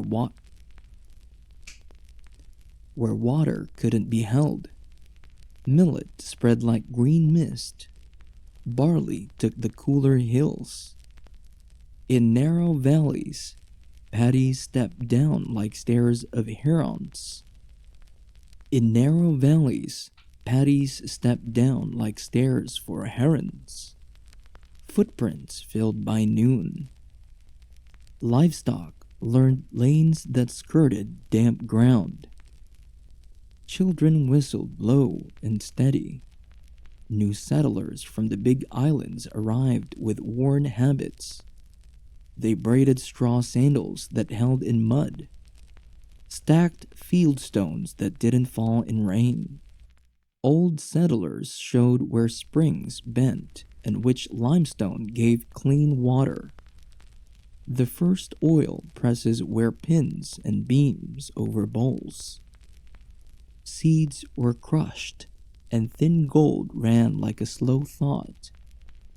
Lamps burned cleaner.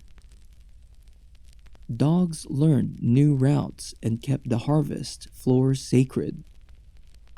Working parties grew common. Walls rebuilt in a day when the field asked for it. Songs matched the stepping of feet on terraces, rising and falling with the rows. Trade shifted its cargo.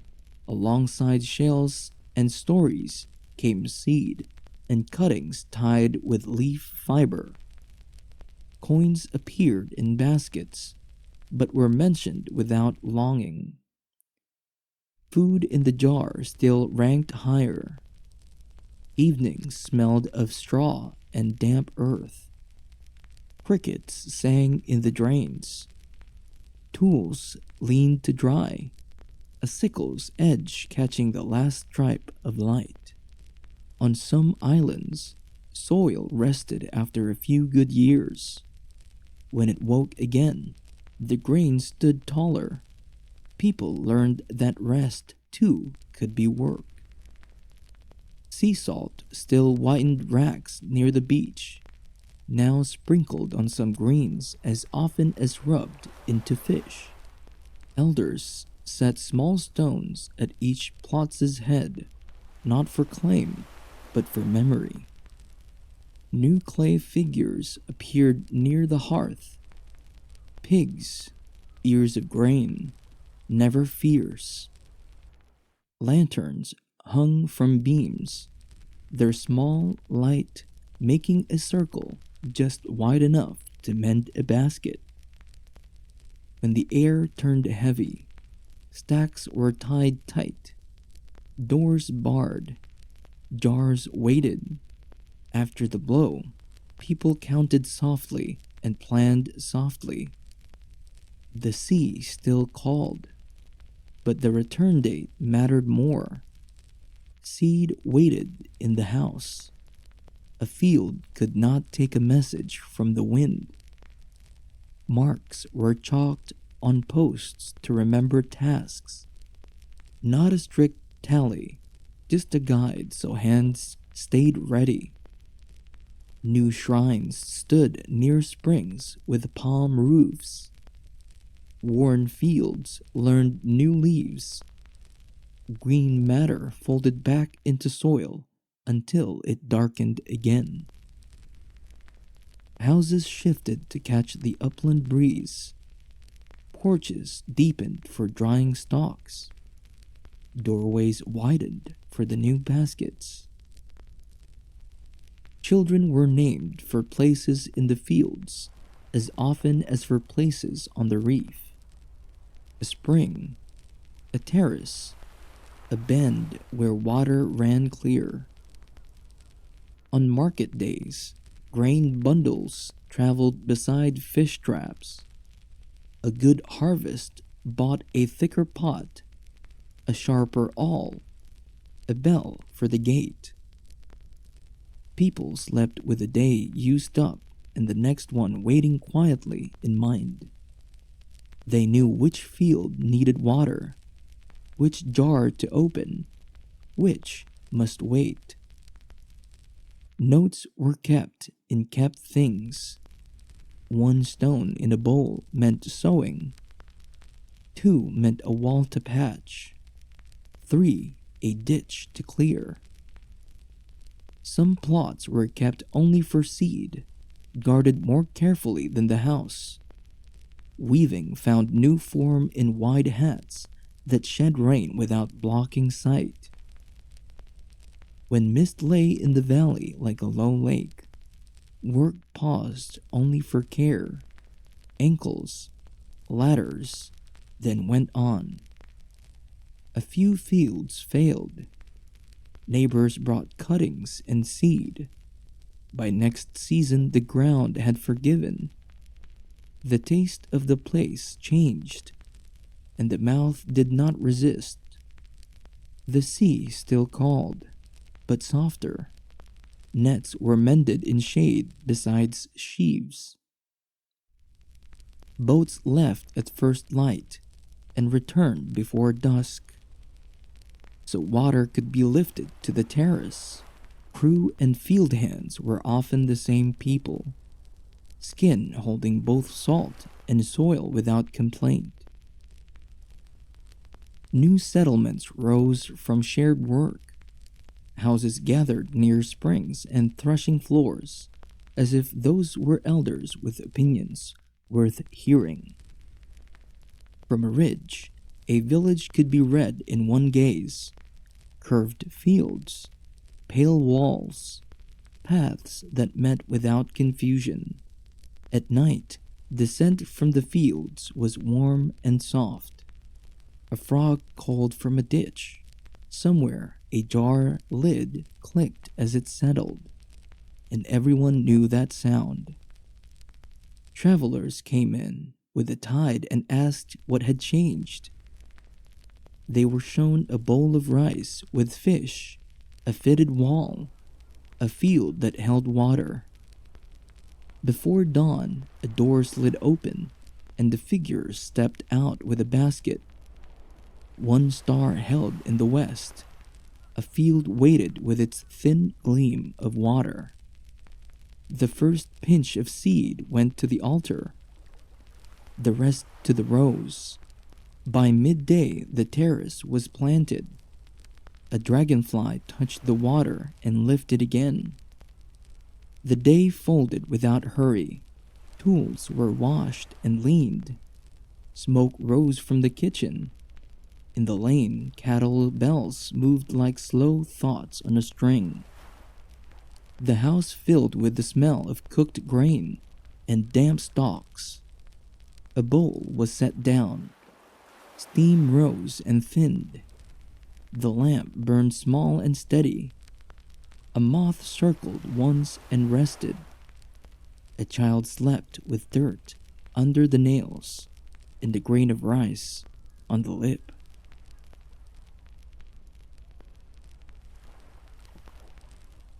Somewhere in the dark, the hills waited, their stones breathing with the night. At dawn, pale walls rose where the slopes met sea and valley. They curved with the land, each turn a measured breadth of stone, each stair a small answer to height. Paths wound upward in late light. Sandals met leaves without hurry. Villages that once spread along low ground gathered to these heights. Houses faced wind and sun, and lanes tied doors to springs and fields. Coral blocks cut from old reef found their place in patient walls.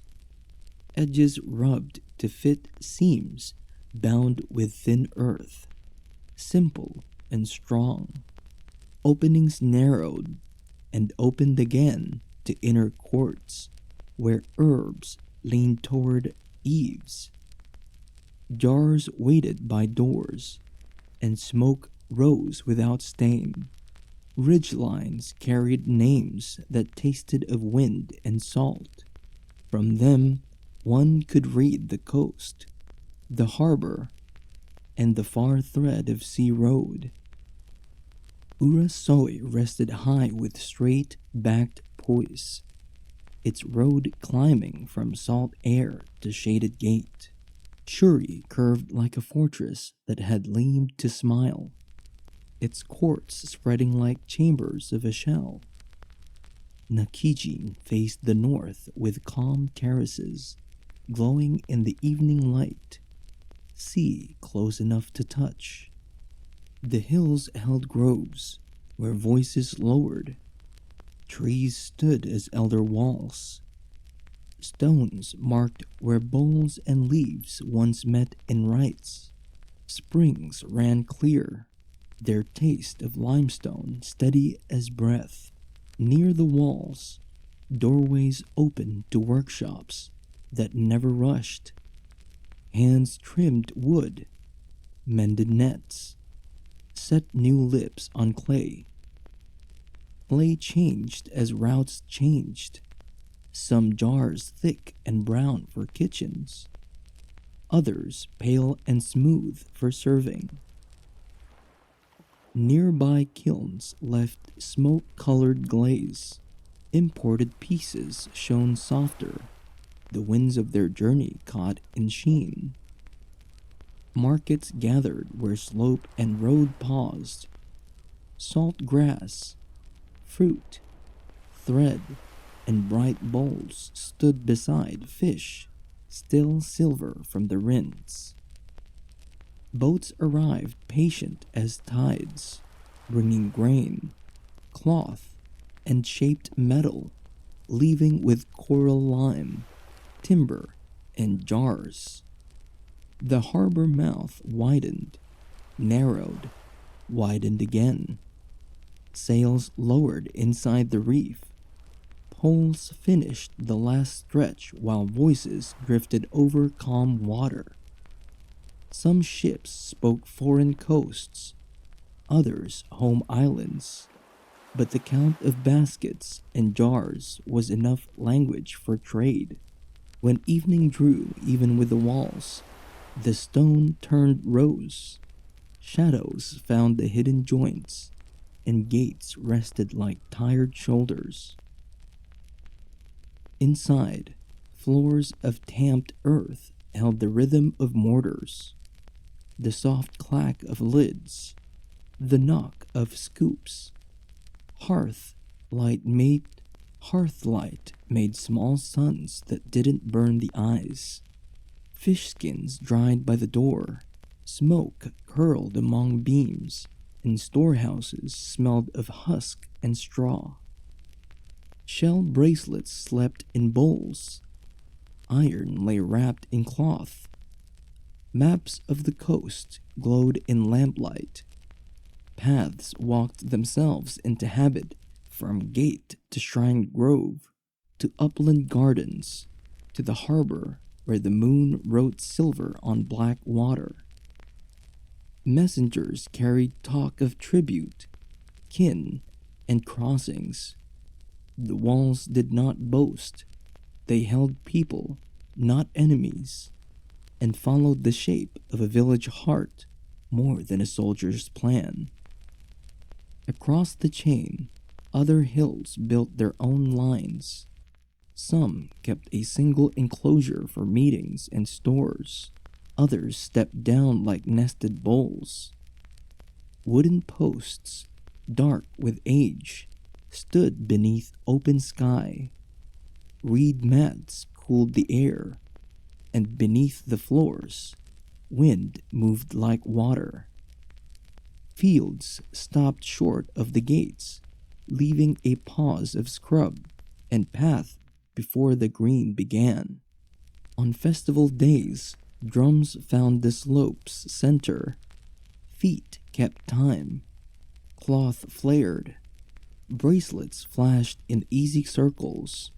When storms threatened, people moved with calm order, checking roof ties, lifting jars, pulling boats inland, closing shutters. Afterward, the reef returned what it had taken. Timbers were gathered. Walls touched where they'd chipped, and work resumed. Stone stairs taught children to climb with care. The first time was a game. The 10th, a path walked in memory. Along ramparts, watchers faced the braided sea routes. They named coasts they'd never seen and still named them kindly. At night, the walls glowed pale under stars. Fires burned low, and the slope held warmth like a sleeping animal. By day, color returned. Red lacquer beams, indigo cloth, green leaves in baskets, soft white stone behind it all. Courtyards learned the sound of sandals and brooms, each sweep a curved line that vanished by noon and returned by morning. Travelers from far harbors brought thin coins and thick advice. They traced the mortar as if reading a script that needed no words. Tests of strength stayed simple. Measure a sea course, lift a beam, judge a jar by its ring, accept the day as it comes. In shaded rooms, elders met with those who managed stores and docks. They listened more than they spoke and placed each task where it fit. Terraces beyond the walls held fruit trees and gray soil, watered. Terraces beyond the walls held fruit trees and gray soil watered by small channels bridged with planks. In the north, hill forts faced sharp winds with steady gaze. The central ridges tied inland paths to outer harbors. Places with two faces, one for trade, one for daily life. The southern hills kept low balance and wide lagoons. Their stones fit just as patiently. Kilns burned for days, air tasting of clay. Their jars moved from cove to cove. Plain bowls beside polished ones, both sitting on the same mat to hear the same story. Men and women read glaze like fishermen read the sea. A mist meant softer fire. A clear tone meant hotter work. Pale clay meant long travel. Children built pebble walls in the shade, learning the rule that a good stone find its bed with little talk. At dusk, ridge towns turned to silhouettes, arches dark, ramparts soft teeth, sky copper and blue. Night traders tied up beneath and slept light. The smell of rope, fish, and stone mixed quietly, asking for nothing more. News of rulers and favors came slow. Words were weighed beside grain bins and firewood stacks, and plans followed what hands or sails could carry. Paths between ridges and harbors stayed worn. Hoofprints, wheel ruts, bare feet braided into a lane no rain could erase. Masons kept their craft by feel, placing blocks before sight confirmed the curve. Walls grew by stages, not leaps. An added stair here, a bent path there, finding balance without strain. Harbors learned their seasons of cargo. Grain and cloth 1 month, timber and fruit the next. Hill towns sent down carved stone and took up carved wood, traded lime for iron, each motion part of the same slope. In workshops, hands set edges into handles that fit the palm. A blade was tested by its whisper through bamboo, a chisel by the clean line it left in coral. Couriers always found a house for broth and rest. When journeys ended at a gate, the porter smiled, Load and climb had matched. At dawn, the walls returned to pale calm. Doves landed. Fronds brushed the steps, and the day began without command. Ceremony came at sunset's slow hour. Simple robes met simple words. Palm fronds stirred in a wind that seemed to come from inside the trees. The hill towns watched over seed, salt, iron, and cloth without counting loudly. Care was measured in busy hands and low voices. If a wall failed, it was mended within the week. Loose stones were set back. The line found itself again. If a roof leaked, shingles were lifted, dried, and laid anew. The fix was plain and did not need a name. When ships brought new shapes and tastes, people looked, listened, and chose, taking what fit, letting the rest drift with the tide. Even the largest gates closed with quiet ease. A single push, a wooden breath, a bar dropping into place like an answer. On high stairs, elders paused to rest their gaze on fields and reef. The scene asked for no solving, only witness. In courtyards, dogs stretched in the last heat. Children skipped ropes of twisted fiber, and the bamboo ladle smoothed water's skin. From stone shelf to timber beam, harbor pole to hill shrine, each piece held its place. Nothing hurried toward size. Everything leaned toward fit. The walls bore many hands, yet kept one face. They didn't shine. They endured, teaching the way the land could be trusted. Torches glowed along the gates. Lamps cast cold and corners. Lamps cast gold on corners, and moths tapped the air. Sleep came easily to houses that faced one another. Voices faded, lids clicked, doors settled, and stone cooled under stars close and kind.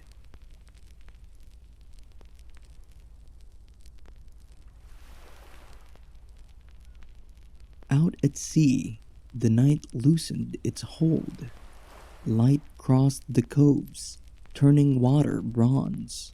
Sails lowered like patient wings, and the day eased toward harbor. Boats arrived by habits born of seasons and stars. They knew the reef breaks and pale lanes of safe water. Long hulls came from Kyushu, deep-bellied craft from the China coast, low southern boats with warm wind.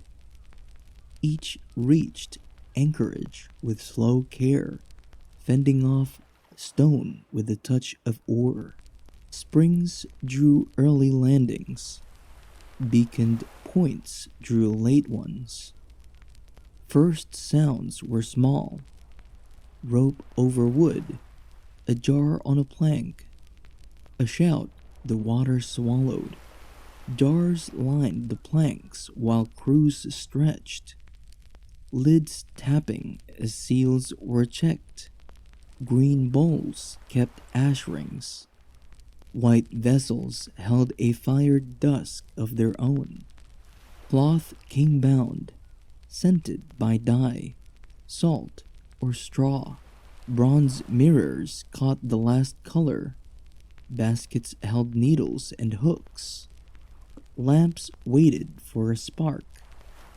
Wicks resting in seed oil. Cargo moved with the sky, northbound as evening coppered, southbound when stars made a road.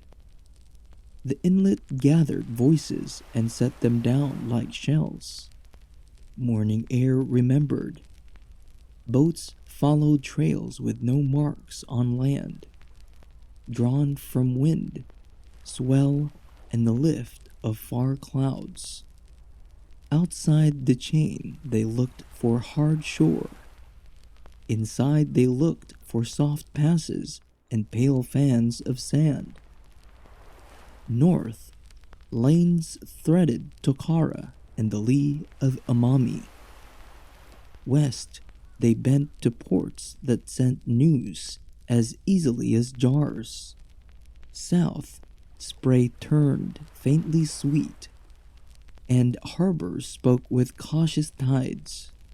Vessels showed their journeys, boards darkened by northern spray beside sun-bleached planks, bright new rope against driftwood gray. Steersmen read the sea like a half-known line, following, not claiming. On shore, coral shelves flattened under years of lifting. Pegs held fish, cloth, and nets. Under palm roofs, scales rested. Rice was weighed in bowls, favors by the eye. Foreign jars arrived rain-colored, glaze swirling like wind. Others wore leaf shadow skins and slept cool near pillows.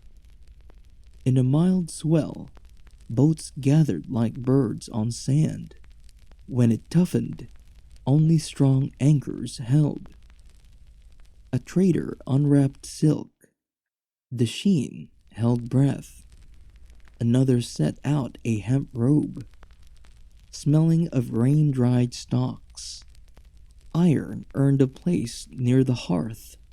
A good edge repaid a long trip. Port names grew familiar. Urasoe, Tomari, Naha, the small landings where cliffs allowed a path. Pilots learned which harbor welcomed hard-luck crews and which spring stayed sweet after storms. Ceramics traveled as if the sea were one long table. A bowl in the north might have cooled in a western kiln. Some jars bore unread marks. People read them by pour and scent instead. Thin rims meant careful lips. Thick rims meant jars that rode crowded, holds without complaint. Elders sat by the lane between markers, knowing from the first turn of a sail whether cargo ran heavy or light. Harbors kept letters dry in dry jars, lists of names enough to say who had set out and who had not returned. Crews brought coins cool in the hand, ringing on stone. Others brought shell strings whose luster did not fade. A fisherman traded salted fish for a whispering blade. A potter swapped bowls for a tighter mesh net. Along the shore, wood bent into sail frames. Rope fiber hung to dry. A pilot ordered a thicker mast pin, once lost to a sudden lift. Children sorted shards, green, white, red, and named them for inlets.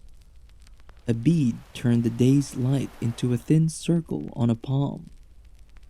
Lantern landings looked like stars walking water. Some nights a larger ship sent a skiff through the pass. Goods came layered, jars bundled, small boxes with seals, charms, or seed. People learned clay like wind, celadon steady, white ware for morning rice, brown ware for evening stew. Traders moved on when their lines tied new knots, each knot a price and a promise. On good days, the inlet braided departures. Sails rose like breathing. Oars lifted and fell in pairs. Northbound, packed salt and dried seaweed. Westbound carried a coral lime and cut stone.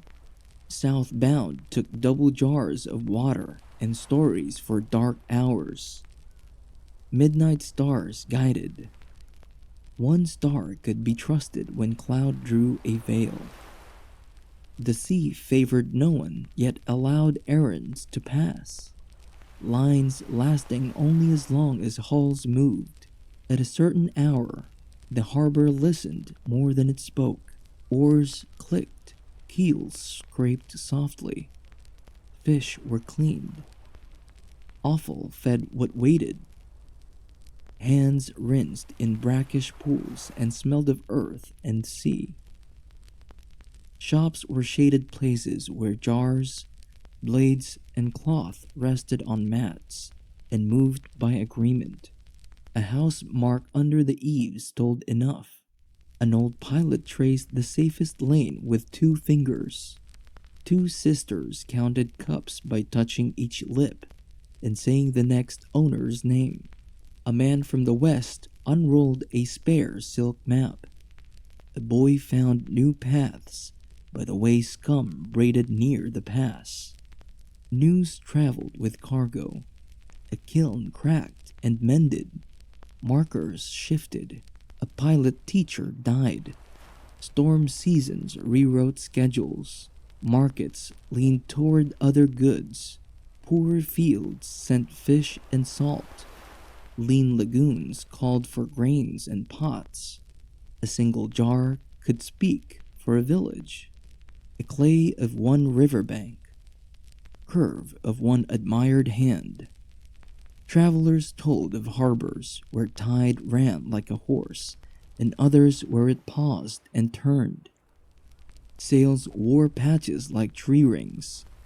South cloth for a kind harbor. North hemp for a stubborn wind. The best pilots stacked hints into paths. They aligned rather than wrestled. Evening cooled.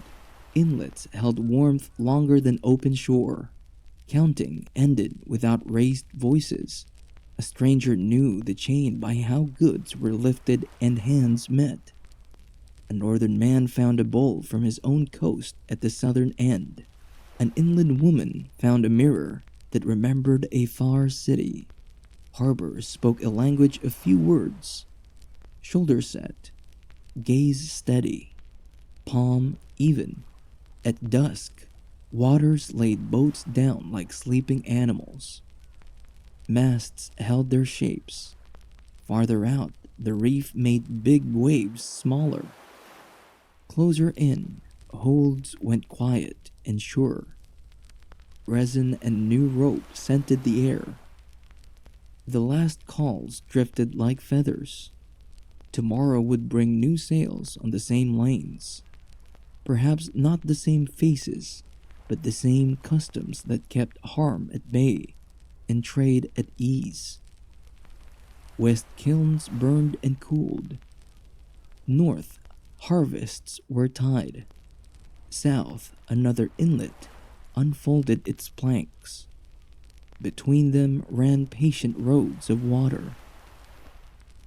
The day thinned like smoke and lay among jars.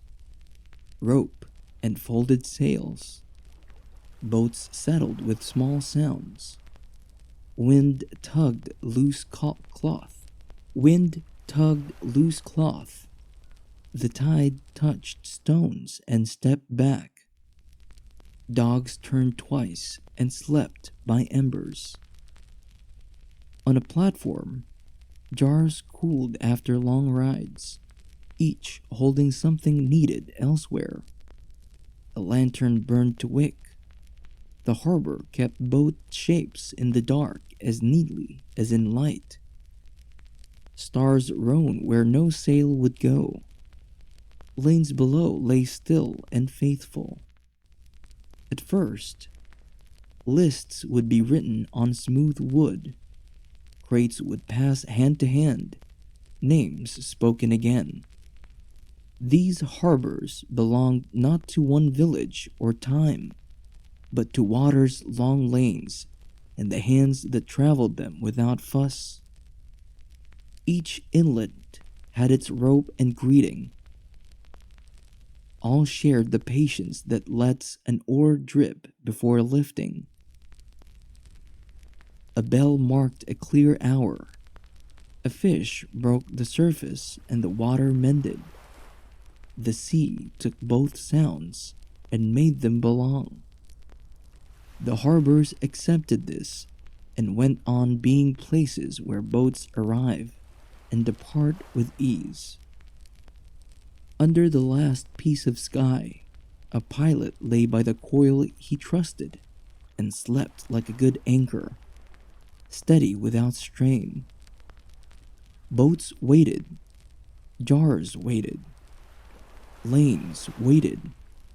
Beyond the reef, the great current moved like a procession, and the islands were ready for what came next. Evening faded over hills and harbors, and the house of rule rose on Shuri's ridge. Northern walls held the last light. Southern headlands sank to shadow. Between them, the middle country moved as one. Stone replaced paths with steps. Coral met coral by patient touch. And gates opened like pauses that let breath return. Urasoi kept its gardens and tombs. Nakijin watched the straits and counted sails. Both shapes stood while the new center gathered them by custom and care. Lanterns climbed the lanes. Mortars sounded in kitchens, and drums in the squares answered without hurry. At dawn, the courts opened. Banners met the light. A procession formed in straw, wood, cloth, and bronze. Elders came from the passes, farmers from the high fields, and beneath the gate they faced lacquer and mourning. Floors shone like still water. Pillars rose like wind-grown trees. Words of thanks and promise asked 3 districts to hold one shape. Unity could be heard in small ways.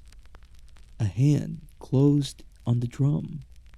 A singer's breath turned the hall. Rule was measured in ships received and ships sent. Tribute arrived and departed in order.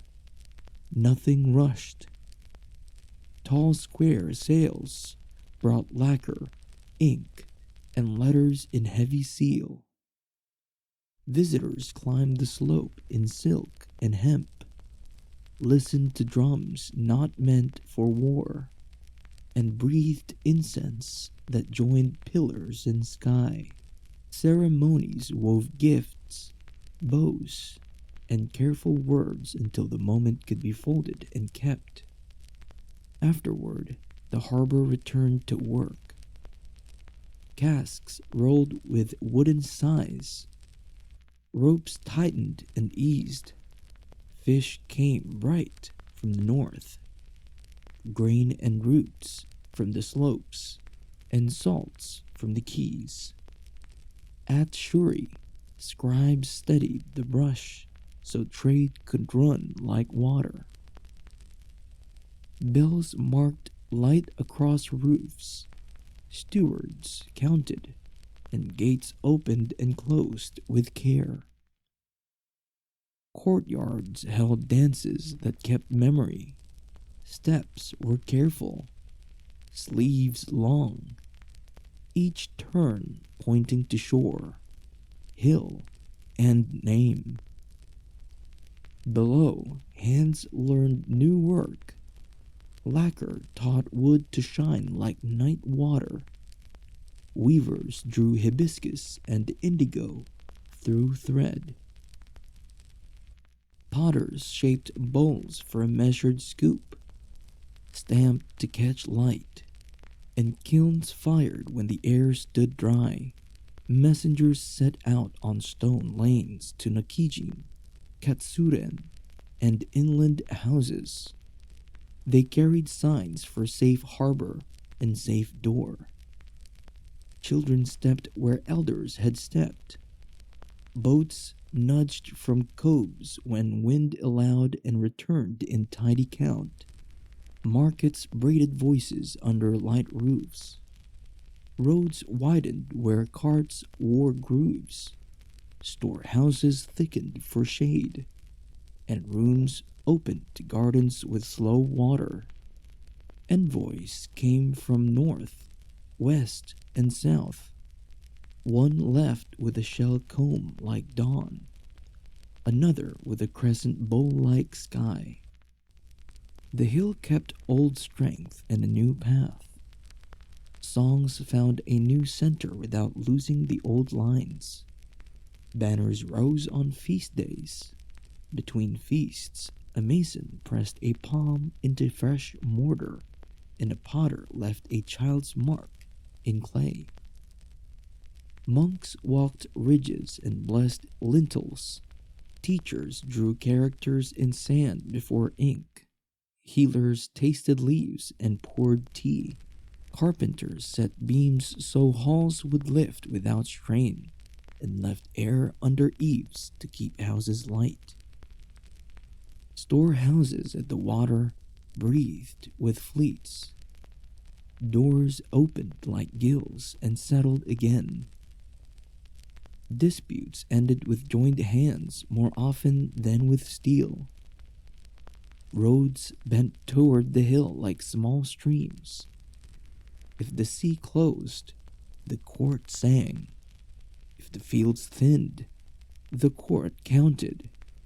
If a stranger knocked, there was a mat and a cup. Night drew over tile and stone. Drums faded. Gates drew to. Far headlands answered with steady flame. Stone gates in the high city opened to pale coral lanes. Shuri's roofs lifted and settled in the slow wind.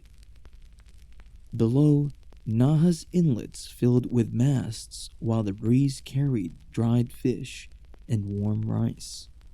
Old paths linked hill and harbor, knowing where the sun falls and water gathers. Hearths and seaside groves were tended with steady words. On worn stones, a Noro set leaves and white cloth in order and spoke for house and hill. A center post meant more than wood. Ash kept the memory of meals and prayers. A small bowl of rice and a clear cup waited in the corners, and names were spoken where morning light could reach. On remembrance days, food and smoke were set out. Hands folded and the room grew still. Benches under eaves set the pace. A pot bubbled. A reed screen clicked. A child laughed and ran on. Guests from the next slope were met with steamed greens, a pinch of salt, and a shared cup. Terraces drew water in thin channels. Citrus hung in shade. Taro held the wet, and millet kept to the dry ground. Down at the port, baskets from far coasts rode on shoulders. Shopfronts set out tiles and jars for luck, and the keeper tapped a bowl to show its voice. Dusk brought music. A drum met a quiet palm. 3 strings found a low tune, and words named harbor, hill, promise, and parting. Small work held the year together on the farm slopes. A ridge cleared, a channel brushed, poles set for beans. A fence straightened in a light wind. Seed stayed wrapped and damp. Between planting and harvest, the body learned the work. Nets dried in the sun, oars smoothed under oil and the heel of a hand, and smoke found its path through combed thatch. Market day joined hill and shore. Gilt bells sounded at the gate. Hulls thudded at the wharf. Grains were traded for oil, and both sides went home content. Courtyards practiced welcome. Mats aligned. Tea rose in pale steam. A quiet fan moved the air, and guests left at ease.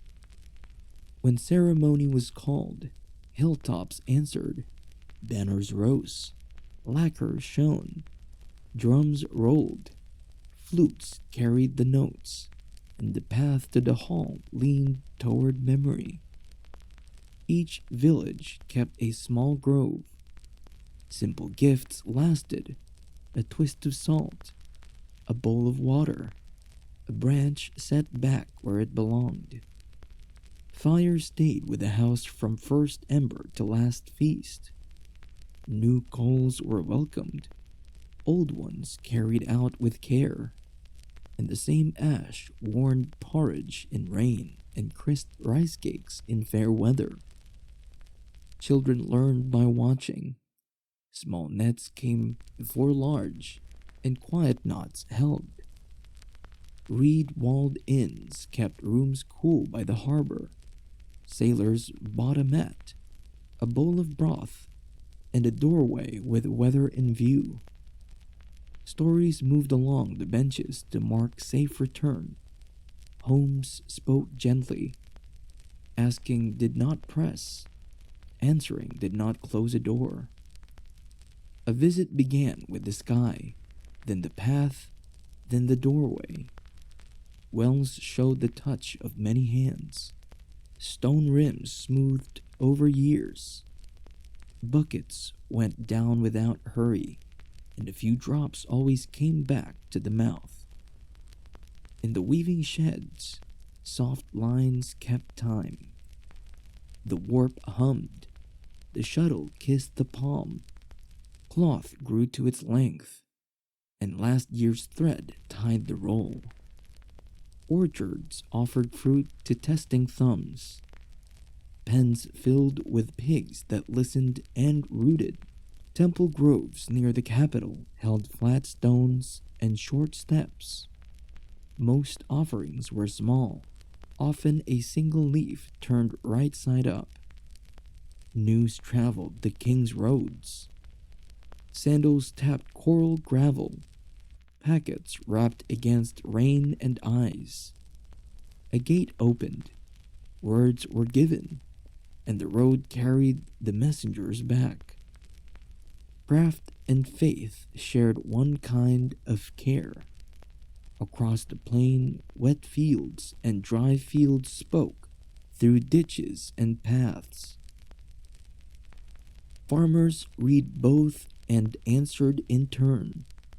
Scribes kept the record with steady hands, noting which ship came, which shrine burned incense, ink holding through storms and years.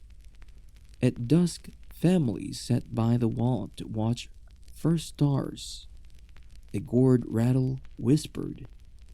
3 strings sounded like a road in a lullaby at once. After storms, the town set things right. Nets checked, roofs reset, good driftwood saved for a threshold. Simple tools, exact hands. Water jars waited by the door. Dust rinsed away, told the room the day was done. Old songs remembered a clean knot, a smooth cut, a bowl that poured without a spill. People sang as they worked, and the work answered. Travelers from far coasts stepped through Shuri's gates and felt stone that yielded yet held. Light touched every wall. They ate, bowed, and left with one pressed leaf to show they were received. Naha moved with the tide. Ropes tightened, jars waited, and boats lifted when it was time. Hands waved them out and turned to the next small task. Evening closed over hearth and harbor together, and the island felt whole. By the time the lamps were all out, the harbor kept only a hush of rigging and the faint clap of water on piles. The last watcher on the quay turned away.